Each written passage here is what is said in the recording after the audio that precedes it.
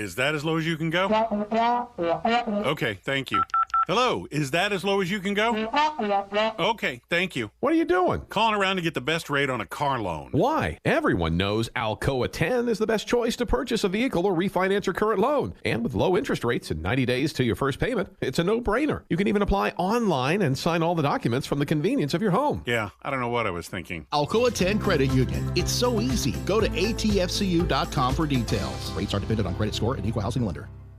With smartphones being such an integral part of our daily lives, it is truly an inconvenience when it doesn't work properly. It disrupts the normalcy of our day. When you go into the cell phone store to have it repaired, they just try to upsell you on a new phone. That's why the owner of iDrop, TKL, left those places and opened iDrop. His goal is a happy customer. TKL and the team will listen to what you have going on and work to solve the problem of your broken device in a way that best suit your needs, instead of trying to upsell you on something that you just don't need. They don't just repair phones, they can service your laptop or PC as well as your Mac. Windows 7 support is over, but iDrop can help you transition to Windows 10. They have a 5-star rating on Google with hundreds of positive reviews. Let me say that again. I don't think y'all understand how big this is. They have a 5-star rating on Google. Their customer service really speaks for itself. So if you ever find yourself with a device that isn't performing as it should, give iDrop a call at 865-888-9740 or check them out on Facebook at iDrop of Knoxville. If man made it, they can fix it.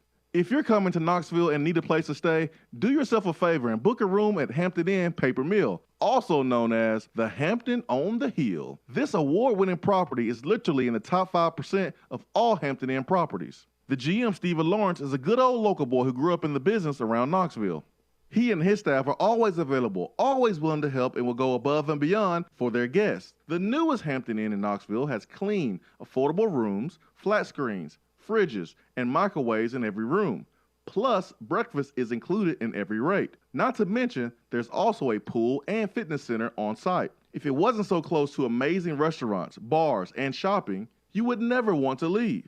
At only 6 miles from campus, you're still right in where the big orange action is. Go to HamptonInn.com, search Knoxville, and book your room at the Hampton Inn Paper Mill or call 865-693-5400. Deep down the middle's got his man, and he's gone. Jason Swain, touchdown. It's time for the Swain Event with your host, Jason Swain. My man. Real sports talk for the real sports fan. All you chumps are gonna bow when I whoop him. It's time for the Swain Event. Let's go. Let's go. Barbecue. Let's go, Ben.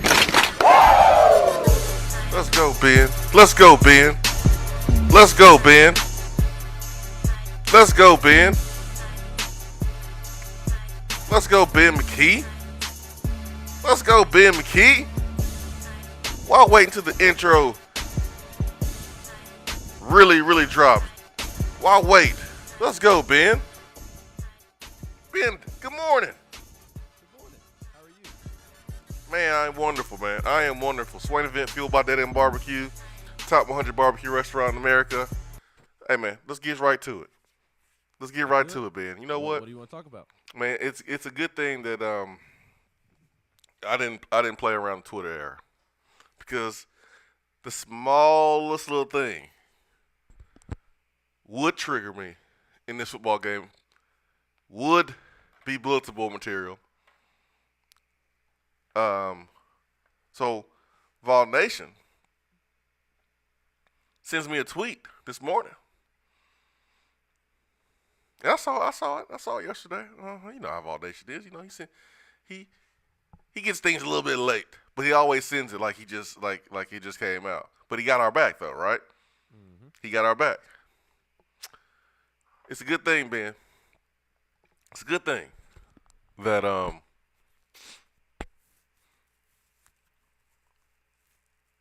that Twitter wasn't around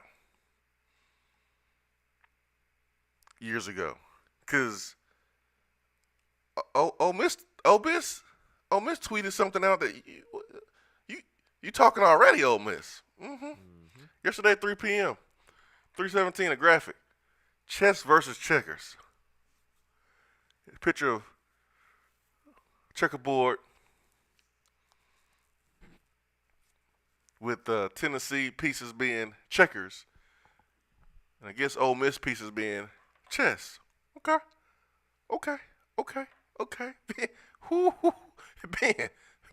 Man, I wanna hit Ole Miss in the mouth right now.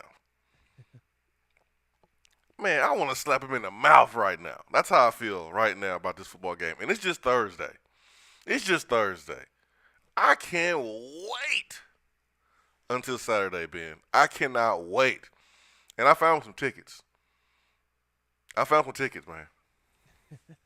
I found me some tickets. Ben, when I saw that, man, I almost lost it. The nerve, Ben. On a Wednesday. We choosing violence on a Wednesday from a Twitter account? Ole Miss, that's what we want to do? Okay. All right. Okay, Ole Miss. You have challenged the Tennessee fans in the night game, checker kneeling. You have challenged them. Okay. All right.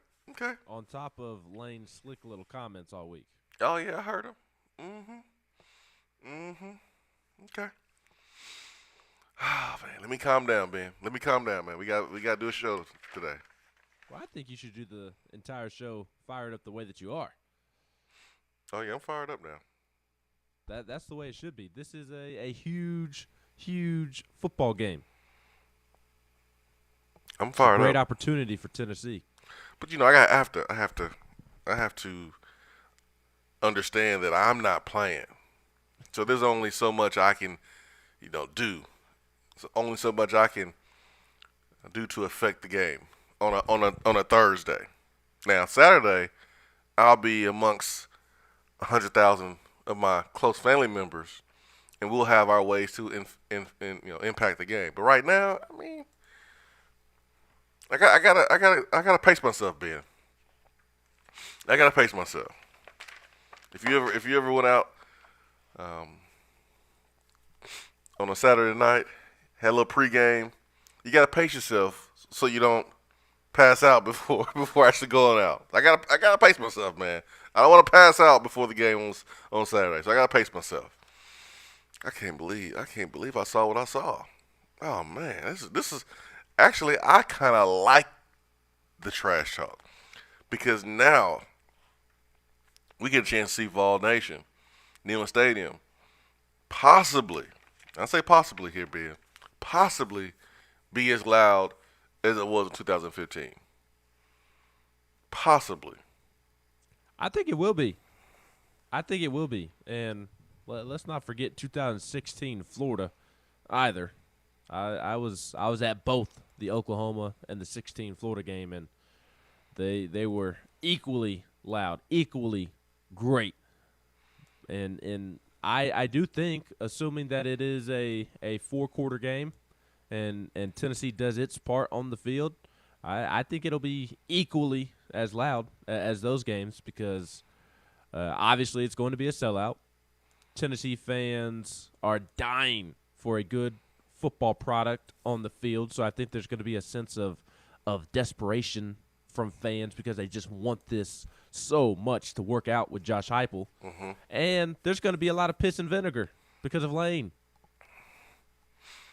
So I do think it'll be as loud as the Oklahoma game and the Florida game in 16. And it's a night game, so everybody's going to be having a good time tailgating all afternoon. Some folks all day long. Oh, yeah. So there'll be a little extra spirits in Neyland, swirling around Neyland, if you know what I mean. Oh, yeah. You already know, man. You already know. You know my proposed plan for entrance in Neyland Stadium. I think every Tennessee fan should be given a shot upon going through the gate. But that will never happen. But that's what I think should happen to ensure the volume of the stadium is at an appropriate level. And what kind of shot would you pass out? I mean, for this game, good old homemade Tennessee White Lightning.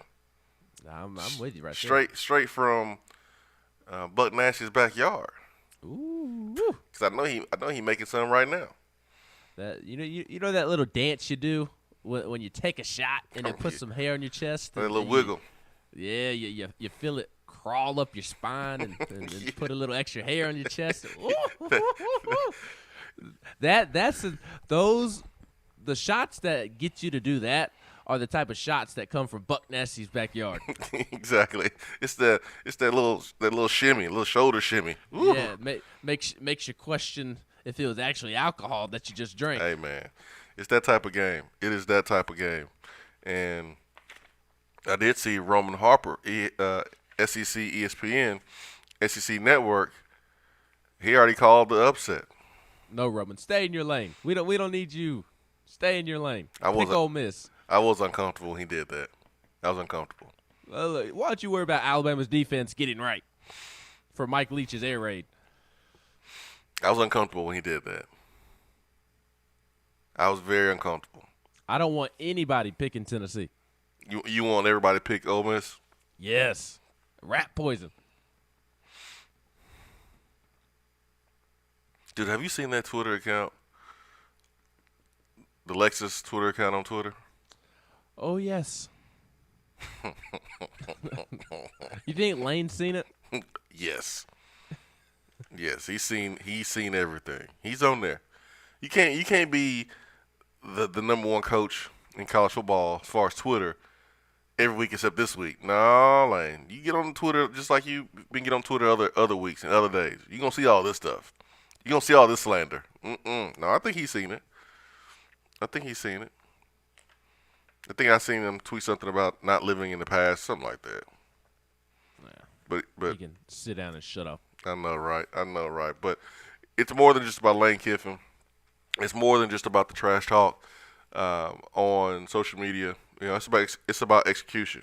And we talked yesterday about fourth down attempts, conversions, Ole Miss being what we consider the best team in college football at fourth down. They're very aggressive. They've been very efficient. And Tennessee's defense needs to be prepared that if it's fourth down and 5 or less, that you have to play extra down. There's no fist-up defense where you're jogging off the football field and getting ready for punt return. They're gonna go for it, and so you have to be prepared mentally for that. Obviously, you got to be in the right place. You have to adjust to whatever formation they're going to run and whatever personnel grouping they're going to have. But mentally, you have to be ready. You have to be ready. No different than when you see a team in the first 5 games blow out opponents and they don't play a fourth quarter, they don't play a third quarter because the game is pretty much decided in the first half. And then a team like Alabama runs into a Texas A&M and now you have to play a fourth-quarter game. And if you're not used to doing it, sometimes it bites you in the butt. Well, for Tennessee, this is the first team that's this aggressive on fourth down. And so you can't get comfortable just because you got to stop on third down because they're coming back. They're gonna run another play, and they're trying to pick up the first down. You can look at the Alabama game and the first drive, Ben. First drive, I think Ole Miss attempted 3 fourth downs, picked up 2, and then failed to pick up the third one inside of Bama's 10-yard line. Alabama was able to stop them and then go down and drive and score the first touchdown of the game. But they are aggressive, and will that make us aggressive if they're able to convert and score points? So we may see some fourth down attempts in this football game. Yesterday, we had touchdown turnover that combined that both teams will have 8 fourth down attempts. Did I even answer the question, Ben? Yes, you said turnover. You thought that was a little too much, if I remember correctly. I know that's what you said. That's what I said. I know you said turnover. I'm 92% sure that you said turnover. We need to go back and check the tape. You know how 95% certainty can be around here. Some folks take that to the bank, but I'm pretty sure you said turnover. I feel like I remember you saying that you felt like that was a little too much as well. Yeah, I know we're going to see more fourth down attempts in this football game than we have all season long between both teams. I can say that, though. I don't know if it's going to be 8, but I can say that we're going to see some fourth down attempts. I'm pretty confident that we're going to see that. I like the mindset that Josh Heupel has entered the week with. This ties into what we're talking about, but also just the high-scoring game that we are all anticipating. Everybody is expecting it to be a shootout. Mm-hmm. Tennessee, Ole Miss to go blow for blow, and I have really liked Josh Heupel's message that he has continued to say all throughout this week. Monday at his press conference, yesterday during the SEC teleconference, during vol calls, that you can't go into a game chasing points. You have to go into this game and just be able to adapt to how the game is playing out and be able to get a read on the game early on and then make adjustments. I have liked that he has said that, hey, we're not going to go into this game chasing points. We're going to go into this game playing situational football and whatever that calls for. Because I think if you get caught up on chasing points like Lane did against Alabama early on, you can run yourself right out of the football game. So I like that Josh Heupel has taken a tempered approach to what many expect to be a high-scoring game. And I still think it'll be a high-scoring game. I just like that Heupel's mindset isn't solely on chasing points. He's at least saying the right things. And I do think he's a good game manager, and I do think he makes good adjustments. So I believe him. I think he's being genuine when he talks about not chasing points going into this football game because, like I said a moment ago, it got Lane beat against Alabama, or at minimum, it didn't give his team a chance down the stretch in that football game. Yeah, you can't go chasing points at the beginning of the football game. That would be like going for 2 every single time, right? You typically go for 2 later on in the football game. So I think Heupel is dead on. And I think he is just being 100% honest. You know, there's a lot of coach speak with Josh Heupel. I don't think that was coach speak at all. Ben, I want to, last week you dropped the mic on me, man. Made me break my mic with your facts. Mm-hmm. I think I might have you today, man. Well, it depends on who goes first. It depends on who goes first. I think this is a one-hitter quitter with stats. And I want to take our first break of the day. I want to come back and highlight the biggest jaw-dropping stat for this football team, Ben. I'm pretty sure you know which one it is. I don't. You can go a lot of different ways with a jaw-dropping stat. I've got one locked and loaded. Just remember, I've got ice water in my veins, and you come at the king, you best not miss. So you better come hard after the break. That's all I'm telling you. All I know is I got an extra mic with me. All I know. I brought two mics with me, just in case. All I know is I'm playing chess, not checkers. All I know is I flipped the whole damn board over in the game. That's all I know. All I know is I'll say checkmate, and you'll be done, son. That's all I know is I flip the board over and throw all the pieces on the floor. That's what I do. Nobody playing the game. Game over. I'm flipping the whole board over, Ben. That's how I play. That's how I play checkers and chess. How about that? Believe it. Nobody playing. Game over. I flipped the whole table over. It's over. It's a wrap. That's how I play. Nobody having fun. 865-255-03. Be right back.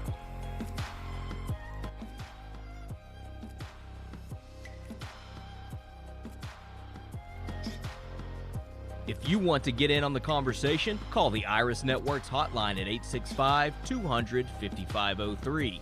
Grow your business with Iris Networks high-speed fiber internet. IrisNetworksUSA.com. If you're coming to Knoxville and need a place to stay, do yourself a favor and book a room at Hampton Inn Paper Mill, also known as the Hampton on the Hill. This award-winning property is literally in the top 5% of all Hampton Inn properties. The GM, Stephen Lawrence, is a good old local boy who grew up in the business around Knoxville. He and his staff are always available, always willing to help, and will go above and beyond for their guests. The newest Hampton Inn in Knoxville has clean, affordable rooms, flat screens, fridges, and microwaves in every room. Plus, breakfast is included in every rate. Not to mention, there's also a pool and fitness center on site. If it wasn't so close to amazing restaurants, bars, and shopping, you would never want to leave. At only 6 miles from campus, you're still right in where the big orange action is. Go to HamptonInn.com, search Knoxville, and book your room at the Hampton Inn Paper Mill or call 865-693-5400. Hi there, Swain Event family. Are you in the market to purchase a home and a bit freaked out with the market right now? As someone who's been in your spot before, I'm familiar with what's going through your brain. And as a realtor, I've mastered the ins and outs of the buying process.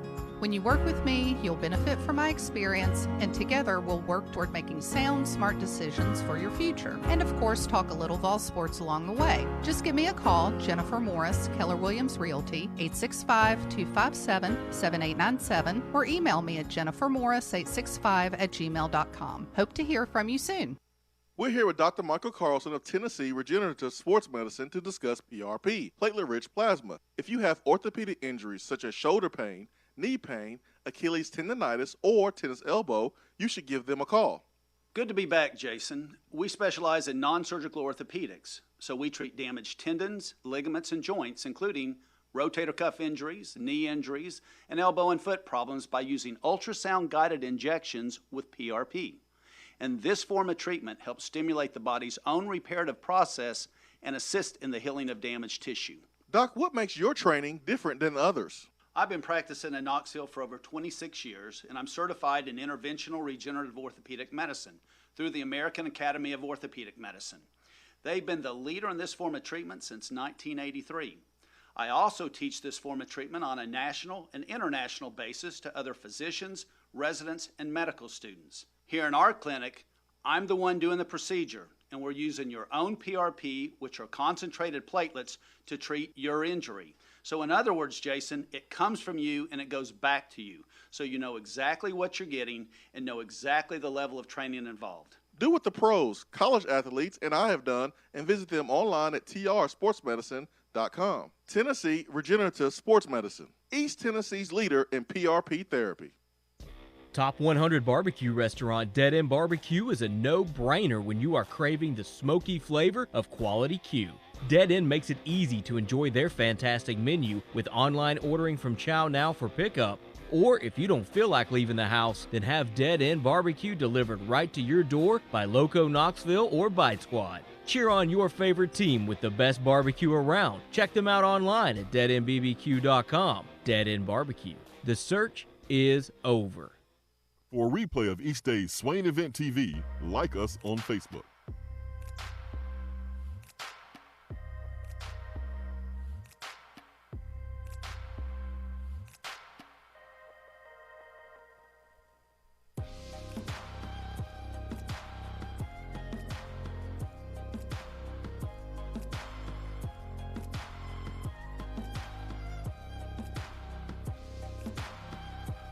What do you have for me, Ben?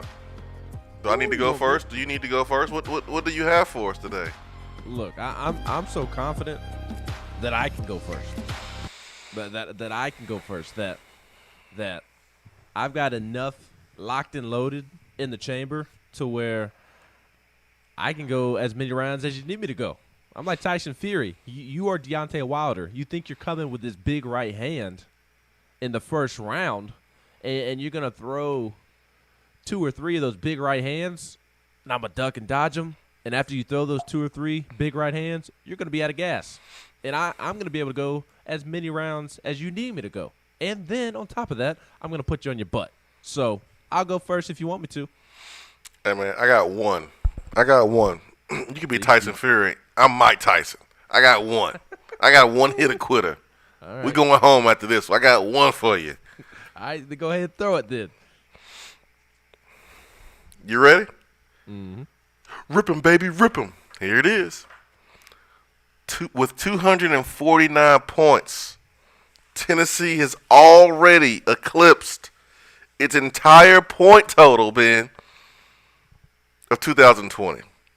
215 in 10 games last year. Tennessee right now with 249. I'm done. Everybody go home. It's a wrap. Did you just take my stat that I threw out last week and just wrap. update it? It's a wrap. It's over. It's over. Drop the mic. But be careful. I've got one for you since you want to take my stat that I threw out last week and just update it. What are you talking about? What are you talking about? 249? That is a recent stat. That's a recent stat. That ain't your stat. That was last week. I told you last week that Tennessee was 11 points away from surpassing the total. But here's another good one. Long scrimmage plays. Tennessee has already hit on 8 offensive plays of 40 or more yards from scrimmage this season in 6 games. Tennessee had 3 all of last year. Tennessee had 3 plays last year of 40 or more yards. In 6 games this year, Tennessee has hit 8 offensive plays of 40 or more yards. Okay. That's pretty good. Uh-huh. And the Vols own 17 offensive plays of 30 or more yards after it had 14 last year. Ain't no problem. Okay. All right. Okay. All right. Okay, let me retreat. Let me go back to my corner. Let me talk to my trainer. let me huddle with my trainer, man. We gotta do one of those baseball mound huddles. Oh. You look like Deontay Wilder wobbling back over to your corner. You stop. With them little twig legs. Don't you dare compare me to anybody coming out of Alabama, especially Tuscaloosa. Turd Town, sir. Tennessee has put up back-to-back 28-point first quarters for the first time, Ben. The first time in modern program history. You hear that, Ben? The first time in history. 2 28-point first quarters. The first time in history, in modern history. That means it hasn't happened before. You can't top that, Ben. Hey, Ben. I got a question for you. Do you want to go night-night? Do you want to go night-night, Ben? Do you want to go night-night? It's over. It's over, Ben. Take a nap. Take a nap, Ben. 8, 9, 10, 11, 12, 13. Somebody come get Ben. He's laying down. He can't get up. He's asleep. Somebody get Ben. He's over here taking a nap. Oh, Swain. He got his pajamas on. He got his pajamas on. You want to go night-night, Ben? You want to go night-night? When Hendon Hooker was at Virginia Tech, he threw for more than 13 touchdowns in a season 0 times. He never threw for more than 13 touchdowns in a season. Okay. That's pretty good. He threw for exactly 13 touchdowns in a season back in 2019 in 10 games. In 10 games in 2019, Hooker threw 13 touchdowns for Virginia Tech. Well, in 6 games for the Vols this year, and really in 4.5 games of being QB1, he's already matched that total. That's pretty good right there. That's pretty good right there, Ben. That is pretty good. I don't have anything left. You can take this to the bank with you. His 13 touchdowns are 4th best in the SEC, and his 1 interception ranks 2nd fewest. You know what that sounds like, Ben? It sounds like that he's had a better season than Matt Corral. If you ask me, huh? Huh, Ben? Well, Matt Corral's the one quarterback in front of him that has not thrown an interception. Sounds like he's a little bit better than Matt Corral, especially efficiency. I'm going Denny Green this morning. You want to crown him? We'll crown their ass. You want to crown Matt Corral? We'll crown his ass. Oh, Swain. I think Hendon Hooker may be a little bit better this year, man. How about that? Yeah. I mean, if you want to go that route and make me the bad guy, we can. He's been a little bit better. I mean, I'm just looking at the efficiency. That's all. Well, technically, Matt Corral's efficiency is better, 12-0. I'd rather be 12-0 than 13-1. Hey, man, just saying. I'm just going by the stats. The stat says Hendon Hooker's number 1 in the SEC. That's all. Look. No, but these are good numbers, man. These are good numbers. I don't need you throwing me under the bus. No, these are good numbers. I don't want to go there. These are good numbers. This is just a example of what Tennessee has done so far this season compared to last year and other years in Tennessee football. It does not mean a hill of beans for Saturday, though. What you have done in the past doesn't matter on Saturday. So it's about coming up with new wrinkles based on what the other team is doing, offense and defense. So defensively, I know you probably see some wrinkles that maybe you can take advantage of.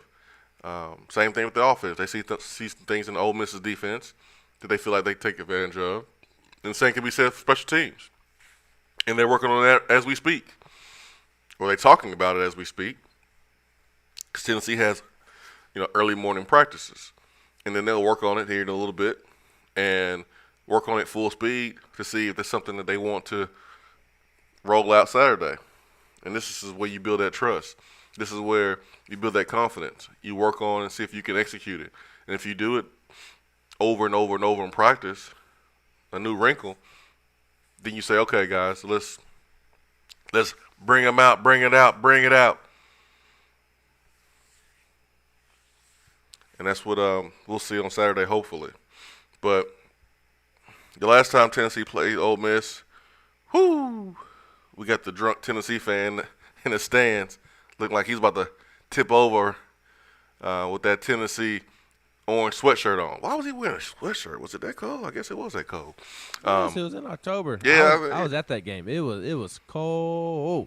And it was a night game, too. I actually did see somebody fall over in the stands. Ole Miss has tunnels that come out like Tennessee does. Mm-hmm. And there was a fan, an Ole Miss fan, that had a little too much to drink. Mm-hmm. Was wobbly. Couldn't stand on their feet, looking like Deontay Wilder. And they just got a little too far to the left, leaned over and flipped over the top of the tunnel and into the tunnel. What fan was it? An Ole Miss fan. You just let him fall, huh? You didn't help him? Yeah. Well, I was like 10 rows behind him. I couldn't have helped. He was like I wouldn't have anyways. He was like 10 steps behind him. 10 rows. I was about to help them. Oops. My bad. I was too mad for the football game. Tennessee could have moved the football 2 yards. Man. Every time Justin Worley dropped back to pass, he got destroyed. Yeah, 34-3, man. Didn't score a touchdown. It was brutal. But that was the game to let us know that Josh Dobbs needs to be playing. That was the game, man. We didn't have much offensive line help at all. And that was the game that I think really solidified Josh Dobbs playing moving forward. And he did. He played an Alabama game halfway through, and then the rest was history. But yeah, I remember that game. Whoo! It was rough. Now, I played against Ole Miss once in 2004, and Eli was a quarterback. Eli Manning was a quarterback, and we won. It was fun, and we had a couple players. We had a player dismissed the next day because the celebration was a little too much. But this game is weird because like it's right down the street from Memphis, and Memphis is inside the state of Tennessee, and so Ole Miss and Tennessee they've had this rivalry. That's good geography right there. Huh? That's good geography, pointing out that Memphis is in Tennessee.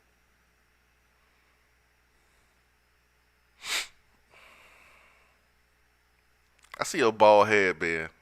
I just want to right across the back of your bald head. I'm just glad you could inform us that Memphis is in the state of Tennessee. I appreciate that.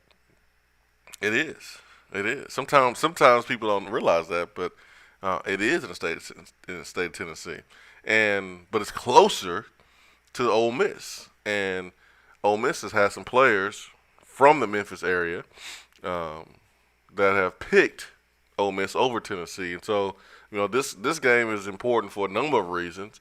We have yet to really mention that this is for recruiting advantages right now. You have two offenses that are very, very attractive in their own right to recruits that play on the offense side of the football. So if you're a quarterback, certainly you want to play in an offense that has a Heisman Trophy candidate in Matt Corral.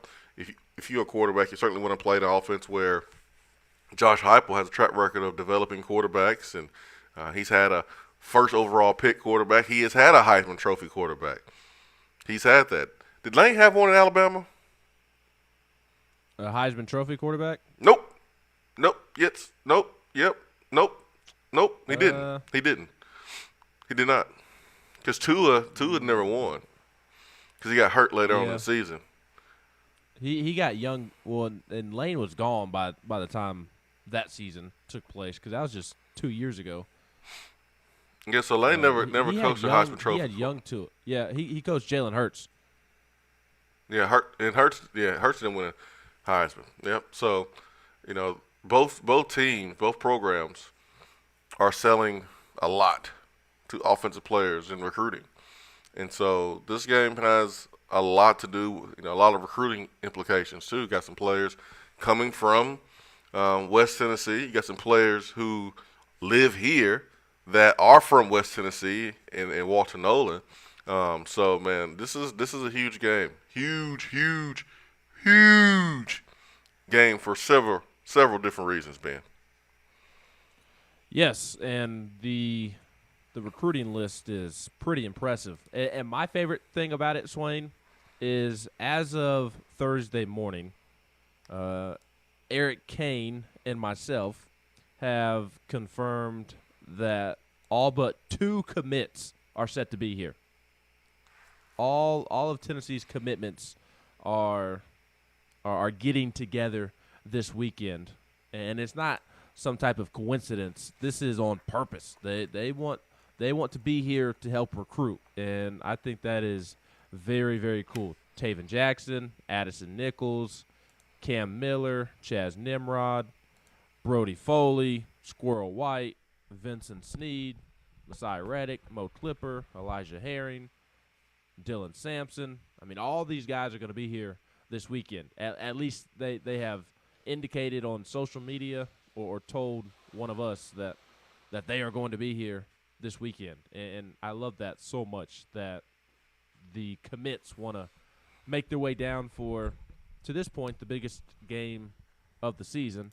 And a big recruiting weekend by far, the biggest by far, may prove to be the biggest recruiting weekend all season. The commits all want to be here to not only experience the atmosphere, but also help Tennessee recruit. That's right. Help recruit Walter Nolan, a guy like Caleb Webb, a receiver from Georgia. He's going to be here for a second week in a row. He was here this past weekend for South Carolina, and I talked to him last night, and he was like, "Oh, I don't want to miss this environment. I don't want to miss this sellout night game, Checker Neyland. I'm not missing that." So you got a bunch of guys coming in. Hey, maybe Caleb Webb. You know how like you wake up first thing in the morning and you see something and you're not quite sure if you saw it, so you rub your eyes like, wait a minute, is that real? Maybe Caleb Webb did that last week when he was like, "Yo, did Tennessee just drop 28 points in the first quarter? Wait, am I seeing this correctly? Did these guys just score 3 plays, 60-yard drive in a minute? Am I seeing this correctly? 60-something points against Missouri. Let me go back. Let me go back and just double check and make sure that I saw that correctly." Yeah, Caleb, they putting up points, man. Tennessee's putting up points. Mm-hmm. They sure are, and that has definitely caught his attention. So it's a big recruiting weekend. Class of 2023 has 2 quarterbacks coming in. Nico Lamaliva from California, the highly ranked quarterback from out there. He'll be in. He's a 23 Marcel kid. Reed, yes, he's a 23 kid. So next year's recruiting class, he's one of 2 quarterbacks. The other one is Marcel Reed from Montgomery Bell Academy there in Nashville. And then also the class of 2024 quarterback that we discussed yesterday or earlier this week, Jaden Davis from Fort Mill, South Carolina. He'll be in town. He confirmed that on Twitter last night. You got a lot of guys coming in, so it'll be a big weekend for Tennessee. Got my tickets, man. I got some tickets, man. Tickets just rained down from the heavens yesterday, buddy. We good to go. You doing the coin toss as well? No, I ain't doing the coin toss, man. No, I ain't doing that. I figured Lane and Hyper would ask you to do it. Nah, man. No, I haven't talked to Lane, man. I haven't talked to him in a long time since I recorded a segment with him when he was at FAU. So it's Ole Miss week, and he is at Ole Miss. So I just take out the A. You'll get that during the break. 865-255-03. We will take a quick time out. Swain Event, fueled by Dead End Barbecue.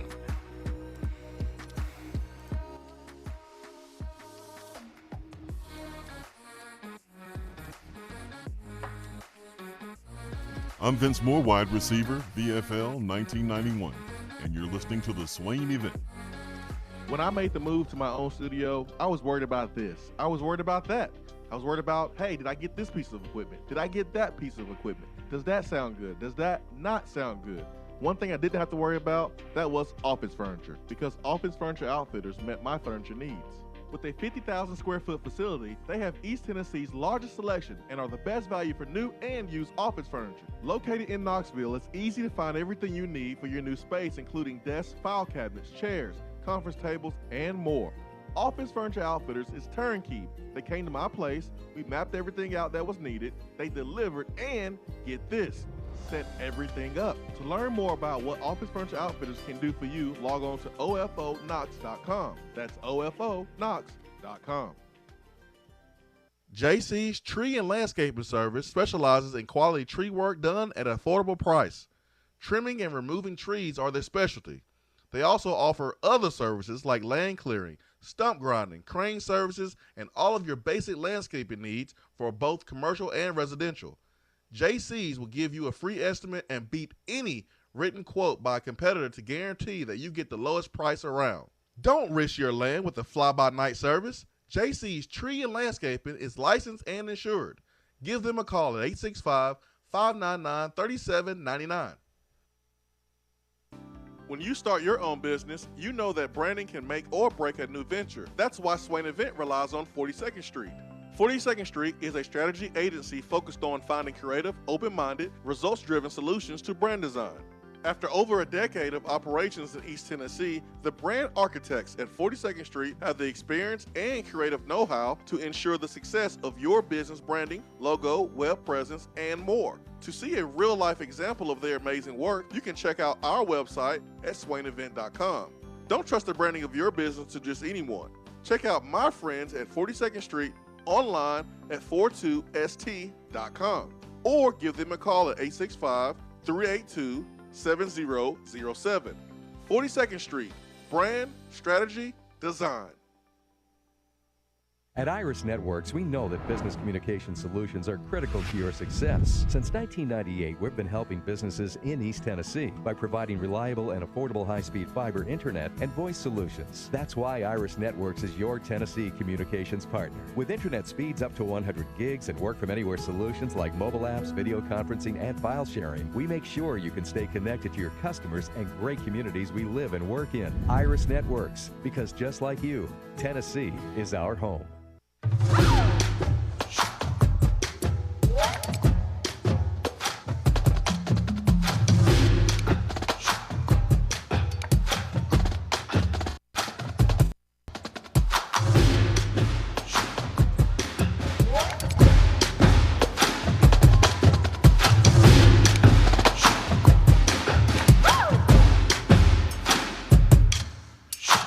Over here dancing, Ben.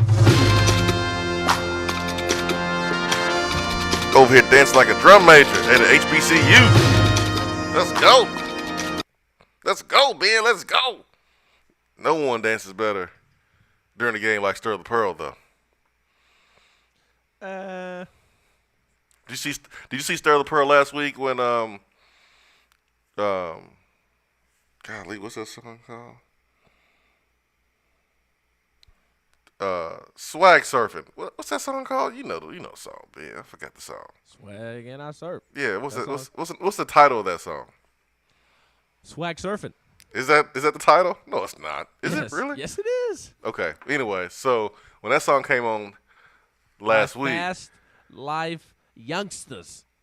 yeah, whatever you said. So, anyways, when Sterl was directing the student section last week, man, that was awesome. That was great. That was hilarious. And then when he directed the crowd on, what was it? I think it was Go Vols or Orange and White. I think it was Go Vols chant last week. That was great too. It reminded me of basketball games, man. He was not the best dancer in Neyland Stadium. Who was? Saturday? Who was? The dance team. I can't say anything. You're right. I can't say anything. I better shut up. I just better shut up. What do you think about the basketball field with Sterling Pearl on the microphone in the stadium? You like that? I love it. Sterl's the man. Just want to make sure. Just want to make sure you make your approval, Ben. All right, what's for around the SEC? I would prefer that we get rid of the orange and white chant. I think it's a little corny. Is that what it was, the orange and white chant? Mm-hmm. But anyway, this is just good to have Sterl involved because his energy is infectious. Simple as that. We'll work on the chants. It'll be even better. Now, I did talk to Sterl yesterday, and on Twitter, everyone was sharing their third down song. Mm-hmm. And I personally like the song from Hustle and Flow.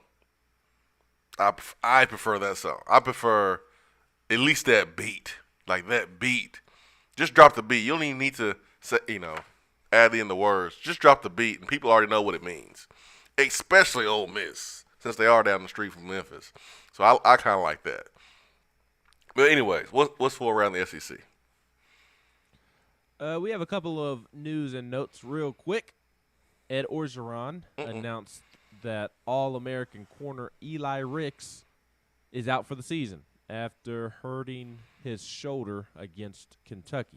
So both of LSU's All-American corners, Eli Ricks and Stingley Jr., are now out for the season. Coach O's had a rough go of it these last couple of months, I tell you. What team you think he's going to be defensive line coach at next year? Would you hire him as a defensive line coach? Not in Tennessee, but and it depends on what comes out with Title IX stuff. But if nothing comes out that is like John Gruden-ish, where it just completely shuts down your career coaching football, then yeah, I think he'll be coaching defensive line somewhere. And remember who's on Georgia's offensive staff, a former SEC West coach, and Matt Luke. So where is Coach Orgeron going to be coaching defensive line next year? Because he won't be as a head coach. He won't be a head coach next year. I predict that he won't be coaching anywhere next season. That's a pretty good prediction. I can see that, depending on what comes out the Title IX. The other thing I wanted to share with you, Sissy Blue. South Carolina offensive coordinator Marcus Satterfield has explained why he did the halfback pass with a defensive lineman on Saturday. He said, "We talked all week and practiced it all week, and once we got to a certain part of the field, we were going to run that play. It was a good play. I think if we ran it 10 times, it worked 8 times. That time, it didn't work. I wished I could have gotten out of my head. If I could have do-overs, we were running the ball down the field. If I had my do-overs, I would have tried to run it in. Had that in our head, even to the point where we got close. We're on the headset, and I'm telling them, hey, go get Birch. We wanted to make sure in our meeting the night before, when we get down there, make sure we didn't lose him, because that was the first thing we were going to go to. But, yep, it didn't work. shoot, I wish it would have. We should have ran the ball in, that's for sure. See? And, hey, that kind of ties into what I was talking about earlier about Josh Heupel and me liking his mindset going into the game and having to read how the game is playing out and adjust to situational football.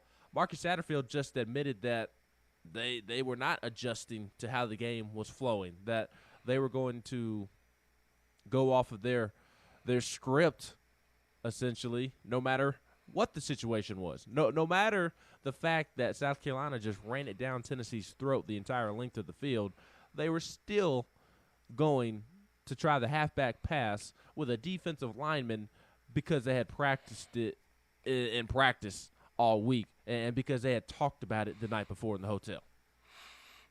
I want a view, Ben, of the comments from South Carolina fans from that comment.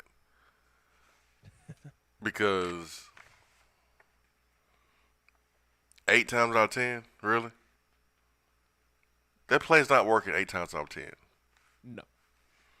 It's not working 1 time out of 10. It was terrible. It was never open. There wasn't any spacing. You might have ran that in practice at the 20-yard line, and it may have looked good. But that play was ran at the 5-yard line. And the end zone is 10 yards. You don't have any spacing. Jalen McCullough could have made the tackle on Birch and picked the ball off. He could have played both because there was no spacing.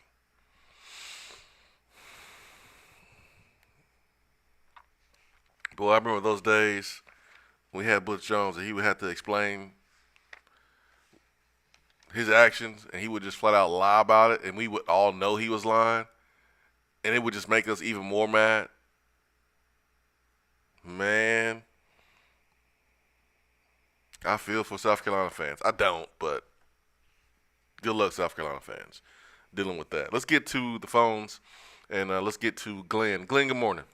Glenn, who was the star of Vol Calls last night. Really? What's up, guys? No, what's not up? really. What's up, Glenn? Can we get your autograph, man? What's up, man? That's right. Won't be there Saturday, so you'll have. But hey, man, I wanted to echo what you said when I heard Ben say what Mark Satterfield. I mean, come on, dude. Are you serious? This is the type of crap that we've been putting up with for the last 8 years, where stuff's scripted, nothing's ever adjusted to, and then all of a sudden, look, man, that tells you right there that this staff is they'll be gone in 3 to 4 years down in South Carolina. So have fun with that. It might work 8 times out of 10 against Vanderbilt, but not against a competent defense. No, and I hate that because there's a lot of friends I have on that staff and people I like on that staff, but man, that was not a good showing on Saturday. Yeah, you know what I like about Saturday, and this is what I've thought about this all week. And we still have a lot of fan bases. A lot of the fan base that wants to bring up Lane Kiffin. But what I like about Josh Heupel is the fact that he's mellow. I think if we get in their head early, Lane's going to lose it, like he did against Alabama. I mean, going for it on those 4th downs in his own territory, that's just flat out stupid. I don't care what the analytics tell you. Mm-hmm. That's just dumb. Mm-hmm. So if our crowd can continue, no matter what's going on in the game, continue to be loud and infect the game, I think that heavily advantages Tennessee, because I think the last thing they want is to go in there with a slow start, or if they throw a pick or something. I think, seriously, we have an advantage on the coaching staff just from that standpoint alone, and I think there's other advantages that I won't bring up. I think you guys might have already talked about, but Coach Heupel has just an even keel about him. He doesn't let the emotions get him. That's advantage Tennessee, in my opinion. I wanted to see what you guys thought about that. No, I agree with you, Glenn. And as you were talking about, the 4th down attempts in the Alabama game, I wrote down pre-snap disruptions and night game for Tennessee. And I remember, I'm not sure if we do that this year, Ben, but on the Jumbotron, we actually were counting the number of pre-snap disruptions at one point. Don't know if that was during the Bush Jones era or not. Maybe it was. Okay, but it's something that I would like to see it actually come back, because you want your crowd to try to beat that number, try to get into the double digits. You want to stop a team from going for it on fourth down? Well, start their drive off with 1st and 15, or it's now 2nd and 18 because you had a 3-yard tackle for loss on 1st down, and now 2nd down they go up and they have a pre-snap penalty on the false start. Like double-digit pre-snap disruptions would be awesome in this football game. You look at Florida and how they looked against us and how they looked against Alabama.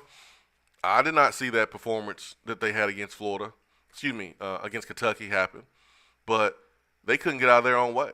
They had, I want to say, 8 false starts in that football game. 8. And Kroger Field forced Florida to have 8 pre-snap penalties. Kroger Field.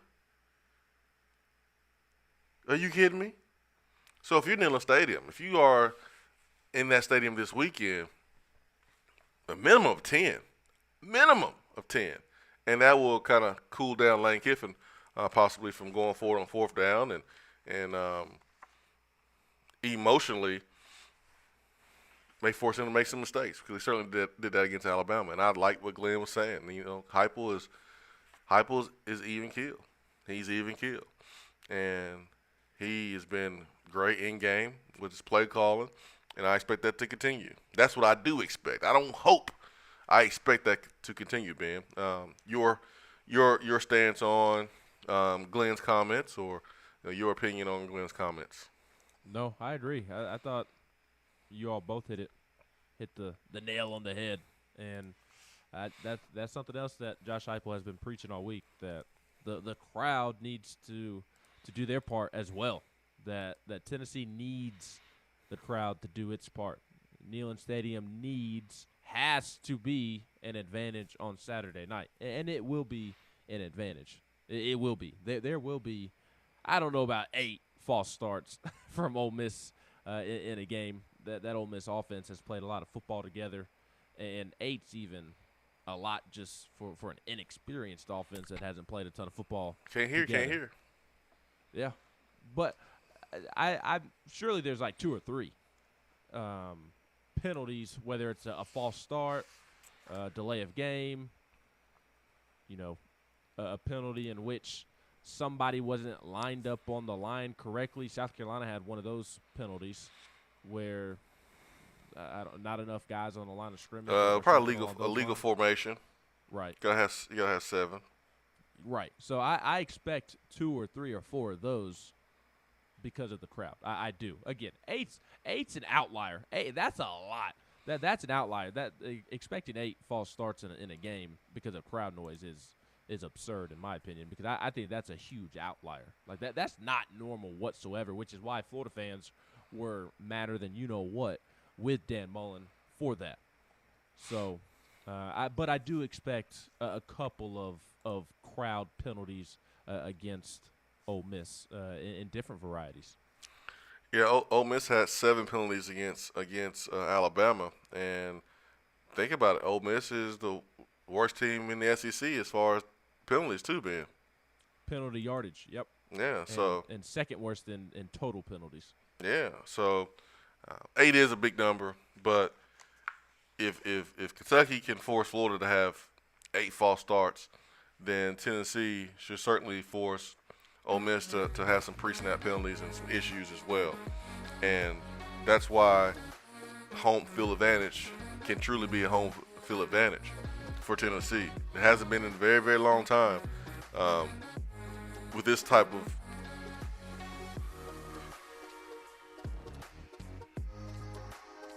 game and the magnitude of this football game. This is a big one, man. This is a huge, huge game. A great opportunity for Tennessee to jump into the top 25 polls for the first time in a while. But the crowd noise will be a part of this game. There's no doubt about it. So how early will it impact Ole Miss? Earlier, the better. Earlier, the better. Swain Event, fueled by Dead End Barbecue. We got Attaboy coming up. We got Touchdown Turnover coming up. Stay with us. Don't go anywhere.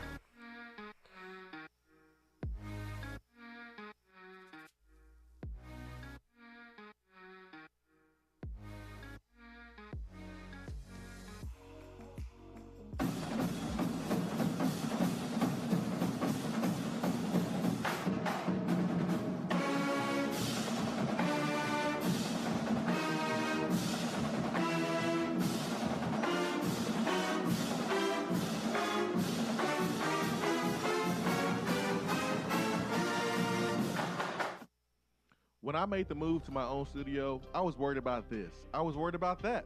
I was worried about, hey, did I get this piece of equipment? Did I get that piece of equipment? Does that sound good? Does that not sound good? One thing I didn't have to worry about, that was office furniture, because Office Furniture Outfitters met my furniture needs. With a 50,000 square foot facility, they have East Tennessee's largest selection and are the best value for new and used office furniture. Located in Knoxville, it's easy to find everything you need for your new space, including desks, file cabinets, chairs, conference tables, and more. Office Furniture Outfitters is turnkey. They came to my place, we mapped everything out that was needed, they delivered, and get this, set everything up. To learn more about what Office Furniture Outfitters can do for you, log on to ofonox.com. That's ofonox.com. Is that as low as you can go? Okay, thank you. Hello, is that as low as you can go? Okay, thank you. What are you doing? Calling around to get the best rate on a car loan. Why? Everyone knows Alcoa 10 is the best choice to purchase a vehicle or refinance your current loan. And with low interest rates and 90 days to your first payment, it's a no-brainer. You can even apply online and sign all the documents from the convenience of your home. Yeah, I don't know what I was thinking. Alcoa 10 Credit Union. It's so easy. Go to atfcu.com for details. Rates are dependent on credit score and equal housing lender. Good morning, Swain Event family. Several of you, like Ben McKee, have reached out to me for real estate assistance this year, and I want to say thank you. I appreciate your trust in me to ask questions and help you navigate the real estate world. That's right, Jennifer. Buying a home is a scary process, especially for a first-time home buyer. Jennifer recently helped my wife and I buy our first home and made the entire process seamless. Her willingness to go above and beyond is what sets her apart. As always, feel free to give me a call. Jennifer Morris, Keller Williams Realty, 865-257-7897, or email me at jennifermorris865@gmail.com. Top 100 barbecue restaurant Dead End Barbecue is a no-brainer when you are craving the smoky flavor of quality Q. Dead End makes it easy to enjoy their fantastic menu with online ordering from Chow Now for pickup. Or if you don't feel like leaving the house, then have Dead End Barbecue delivered right to your door by Loco Knoxville or Bite Squad. Cheer on your favorite team with the best barbecue around. Check them out online at deadendbbq.com. Dead End Barbecue. The search is over. Touchdown or Turnover is backed by Alcoa 10 Federal Credit Union, a place where you belong.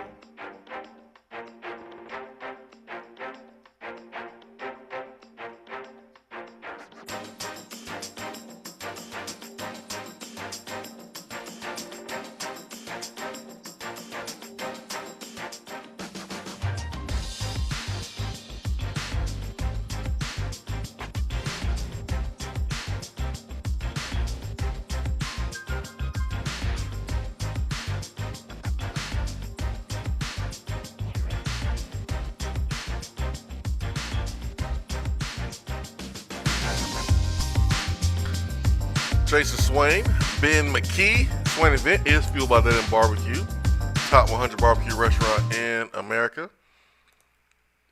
My man Ben McKee, how you feeling, Ben?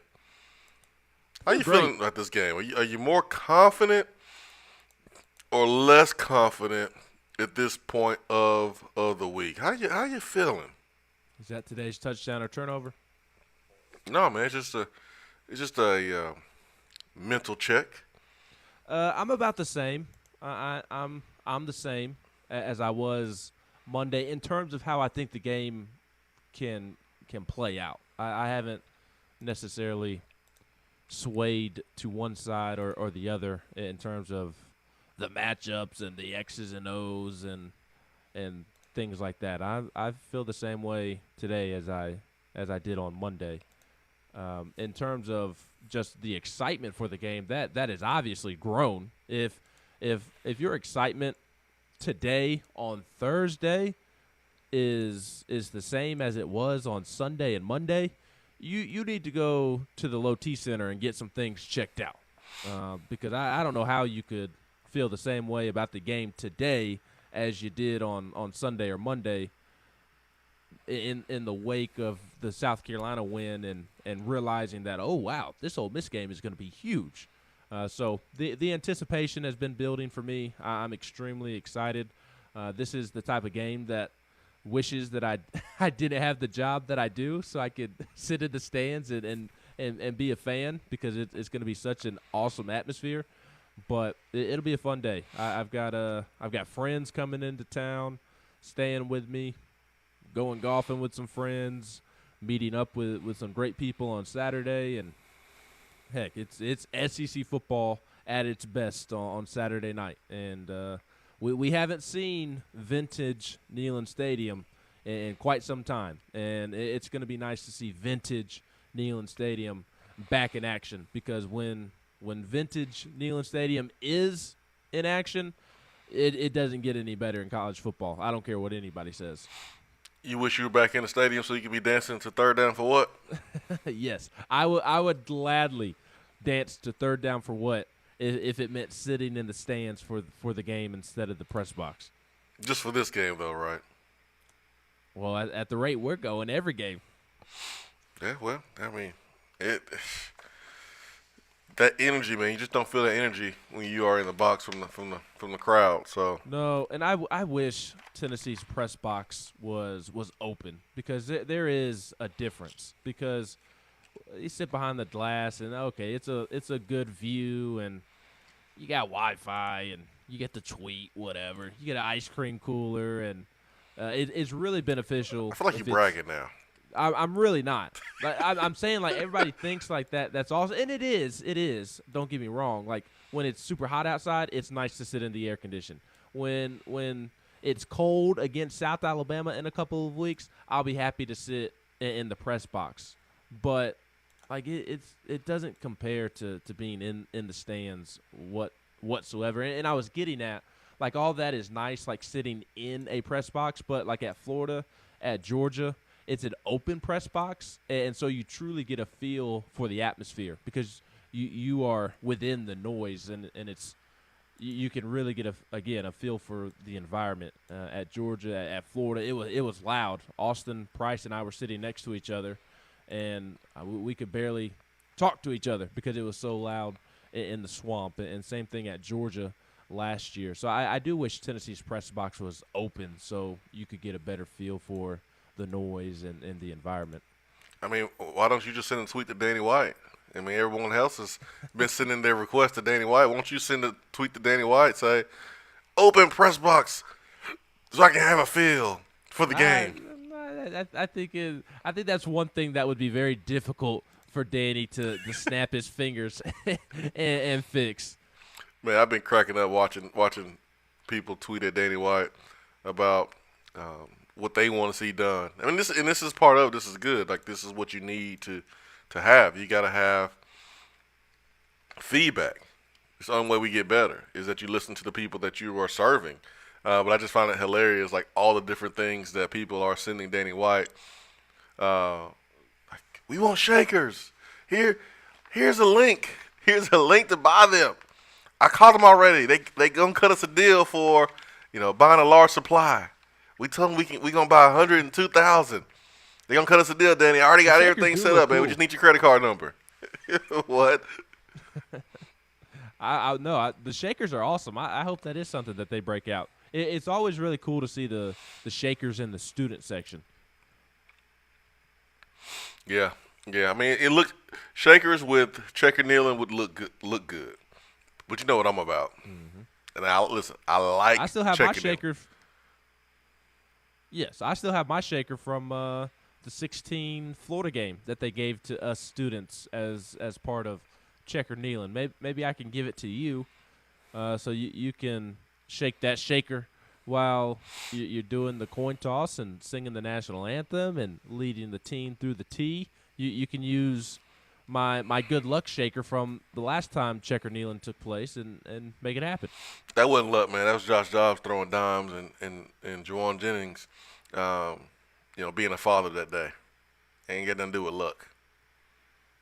Well, I know, but it because of Juwan and because of Dobbs, they put good luck into my shaker that I used that day. So all right, I'll take my it. shaker is good luck. So if you take my shaker from that game, it'll translate. I'll use it, man. I'll use it. We'll see what happens, man. Let's get to Turkey Man. You might need to give it to Turkey Man. He'll be really, really in the crowd, and he'll be going to his first game of the season, courtesy of our anonymous donor here to the show that provides season tickets to share with just special people at the Swain event.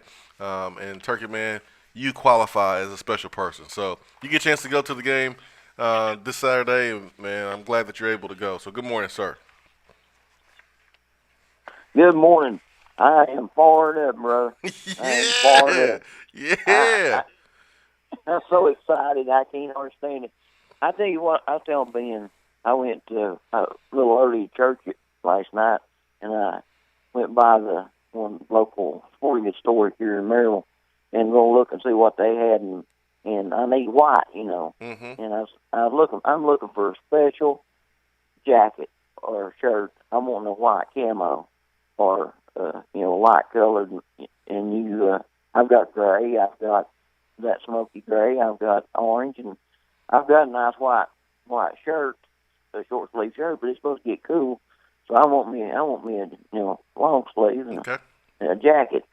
And while in there, I run into a young man about maybe younger than Ben, but he was so excited about the team, about going, and I thought we were probably in the student section. No. He's as far up on top as you can get, and he's trying to find him a shirt for his girlfriend. That got me fired up. Seeing that age, and the age of who I'm taking my son-in-law, that don't know why I get so excited about what it should be, what it should look like, what it's all about. And I got so excited with that young man there talking, and of course he'd listen to you guys and Tony and different shows like that. So he said, my dad, he got me listening to him there, and I told him who I was, and he got so excited about that. And I said, well, I'm excited for you, man.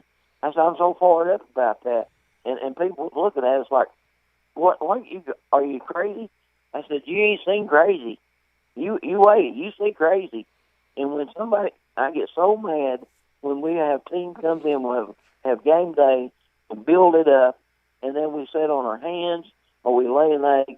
We need to be where that, just like you say, if Kroger Field can call somebody to drop the popcorn, if Kroger Field can do all these things and cause false starts, we better be on top of it. That's right. And I'm telling you what I expect. I mean, why would I, as a pastor, look forward to it as a calling that I've been called to do?